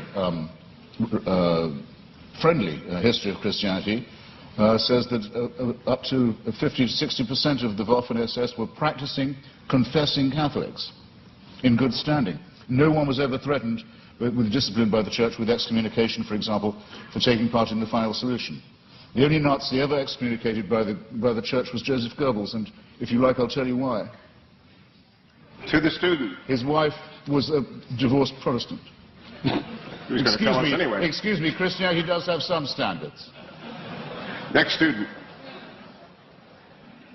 Hi, I'd just like to thank both of you guys for being here. And in the interest of fairness, I know I'm playing devil's advocate here, pun intended, but I think since almost all of the questions are going to be directed towards Mr. Hitchens, I think we should have one for Dr. Craig. They're all for both of us. For Dr. Craig, what do you think about Epicurus' argument that if God is omnibenevolent, omniscient, and omnipotent, if he knows about kids in Africa and that are born with AIDS, what do you think about him suggesting, him not intervening and him not changing that fact? That's a question that I've always struggled with, so I'm just wondering, could you expand on that, and I'd also like your input on it? The problem of evil and suffering has been greatly discussed by philosophers, and I think there's been genuine progress made in this century on this problem. I think it's important to distinguish between the intellectual problem of suffering and the emotional problem of suffering, because these are quite different from each other. In terms of the intellectual problem of suffering, I think that you need to ask yourself, is the atheist claiming, as Epicurus did, that the existence of God is logically incompatible with the evil and suffering in the world? If that's what the atheist is claiming, then he's got to be presupposing some kind of hidden assumptions that would bring out that contradiction and make it explicit, because these statements are not explicitly contradictory. The problem is no philosopher in the history of the world has ever been able to identify what those hidden assumptions would be that would bring out the contradiction and make it explicit. On the contrary, you can actually prove that these are logically compatible with each other by adding a third proposition, namely that God has morally sufficient reasons for permitting the evil in the world. As long as that statement is even possibly true, it proves that there's no logical incompatibility between God and the suffering in the world. So the atheist would have to show that it is logically impossible for God to have morally sufficient reasons for permitting the evil and suffering in the world, and no atheist has ever been able to do that. So the logical version of this problem, I think, is widely recognized to have failed. Those atheists who still press the problem, and therefore press it as a probabilistic argument, they try to say that given the evil in the world, it's improbable that God exists. Not impossible, but improbable. Well, again, the difficulty there is that the atheist has to claim that if God did exist, then it is improbable that he would permit the evil and suffering in the world. And how could the atheist possibly know that? How could the atheist know that God would not, if he existed, permit the evil and suffering in the world? Maybe he's got good reasons for it. Maybe, like in Christian theism, God's purpose for human history is to bring the maximum number of people freely into his kingdom to find salvation and eternal life. And how do we know that that wouldn't require a world that is simply suffused with natural and moral suffering? It might be that only in a world like that the maximal number of people would freely come to know God and find salvation. So the atheist would have to show that there is a possible world that's feasible for God, which God could have created, that would have just as much salvation and eternal life and knowledge of God as the actual world, but with less suffering. And how could the atheist prove such a thing? It's sheer speculation. So the problem is that as an argument, the problem of evil makes probability judgments which are very, very ambitious and which we are simply not in a position to make with any kind of confidence. Now, I recognize that that philosophical response to the question doesn't deal with the emotional problem of evil. And I think for most people, this isn't really a philosophical problem. It's an emotional problem. They just don't like a God who would permit suffering and pain in the world. And so they turn their backs on him. What does Christianity have to say to this problem? Well, I think it has a lot to say. It tells us that God is not some sort of an impersonal ground of being or an indifferent tyrant who folds his arms and watches the world suffer. Rather, he is a God who enters into human history in the person of Jesus Christ. And what does he do? He suffers. On the cross, Christ bore a suffering of which we can form no conception. Even though he was innocent, he bore the penalty of the sins of the whole world. None of us can comprehend what he suffered. And I think when we contemplate the cross of Christ and his love for us and what he was willing to undergo for us, it puts the problem of suffering in an entirely different perspective.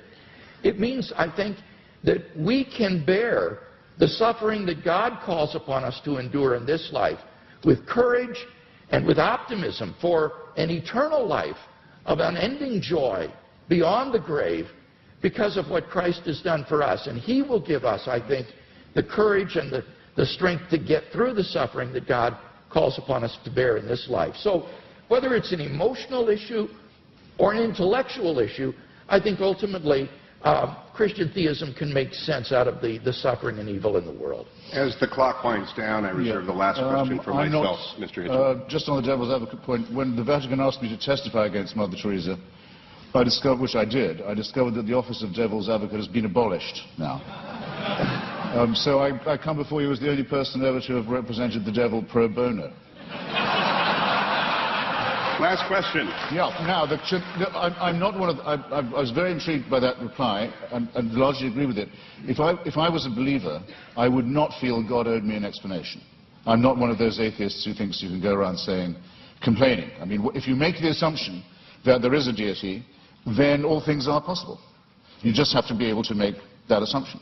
At our debate in Dallas the other day, I mentioned the case of Fräulein Freisel, the Austrian woman who was imprisoned in a dungeon by her father for a quarter of a century and incestuously raped and tortured and kept in the dark with her children for 25 years. And I asked people to imagine how she must have beseeched him, how she must have begged him, and how the children must have, and how they must have prayed, and how those prayers went unanswered, and those beggings and beseechings went unanswered for 25 years. And Douglas Wilson's reply to me was, God will cancel all that, and all those tears will be dried. And I say, well, if you're capable of believing that, then obviously what that woman went through and her children went through was perfectly worthwhile. And her father was all that time, without knowing it, and apparently not particularly wishing it, an instrument of the divine will. And as I have said to you before this evening, had occasion to say, you're perfectly free to believe that if you wish. To conclude. I do. You could, Mr. Hitchens, you've got 4,000 people here, tens of thousands more watching. You could do the same exchange at Wheaton, at Westmont, at Azusa Pacific, at Point Loma, at Notre Dame, at every great Christian university in the United States. Why do you think so many people come out to see debates with accomplished people like Dr. Craig and you? It's a time for this great question to come up again. I think there are two reasons for it. One is the emergence of a very aggressive theocratic challenge in various parts of the world. We are about to see a long-feared nightmare come true, the acquisition of apocalyptic weaponry by a messianic regime in Tehran, which is already enslaving and ruining a formerly great civilization. We see the forces of Al-Qaeda and related jihadists ruining the societies of Iraq, of Afghanistan, Pakistan. We see Jewish settlers stealing other people's land in the name of God in the hope that this will bring on a messianic combat and the return of the Messiah. And even in our own country, we're not free from people who want to have stultifying nonsense taught to children in school and in science class. So there's that. It's in the news all the time. And then there's the existence of a very small group, of which I'm very proud to be a part, that says it's time to take a stand against theocratic bullying and is willing to go anywhere to debate these matters and put these great questions to the proof. So, and thank you for giving me the chance. Yeah,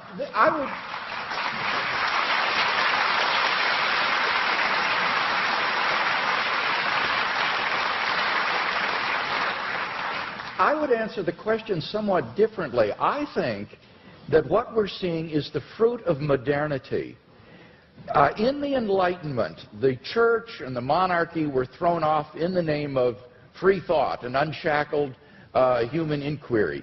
And the thought was that once mankind was freed from the shackles and bondage of religion, that this would produce a sort of humanistic utopia. And instead, I think what we've come to see is that the fruit of the naturalistic worldview is that mankind is reduced to meaninglessness, valuelessness, and purposelessness. And that therefore the question of God's existence has become all the more poignant in our age because we're beginning to question, I think, the fruit of modernity and questioning scientific naturalism. I'm privileged to be part of a revolution in Christian philosophy that has been going on over the last half century that has literally transformed the face of Anglo-American philosophy. As the scientific, naturalistic, atheistic worldview has been challenged in the name of reason and philosophy, and the theistic worldview reasserted. And I believe that we're seeing a tremendous groundswell of interest among lay people as this revolution is beginning to filter down to the man in the street. So I would see us as beginning to question the assumptions of modernity and the bitter fruits of modernity that have been so evident in the 20th century. And I'm hoping that this will lead to a tremendous renaissance in Christian thinking and Christian faith. To wrap up, then,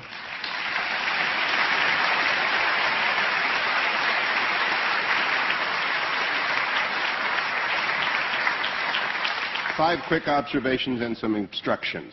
Number one, no good society prohibits debates such as this one. Number two, only confident faith welcomes them. Only extraordinary universities stage them. And only very accomplished scholars and intellectuals can make them interesting and entertaining. Please join me in welcoming and thanking our panelists.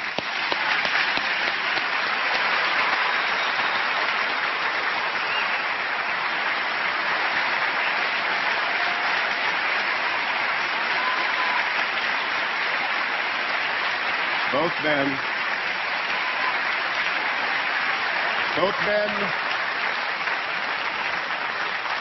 they did agree on one thing, which is that N.T. Wright is a very impressive man, I think Christopher Hitchens said. And therefore, to the viewing audience who might not know who N.T. Wright is, I recommend on Mr. Hitchens' strong recommendation that you get and read his books. I also want to tell you that I'm going to ask you to stay in your seats as our panelists exit stage right. There's a book signing. And I want to ask you, if you have a book, to stand in line. If you don't, please don't. And to recognize Mr. Hitchens has a 5 o'clock flight in the morning. So get your book signed. He loves to do that. But please don't ask him about his third cousin that you once met in Melbourne. Just let them get to talk to the book. So, gentlemen, I'm going to let you enter stage left here, and I'll hold them for a second. Thank you very much. Stay there so they can get around back.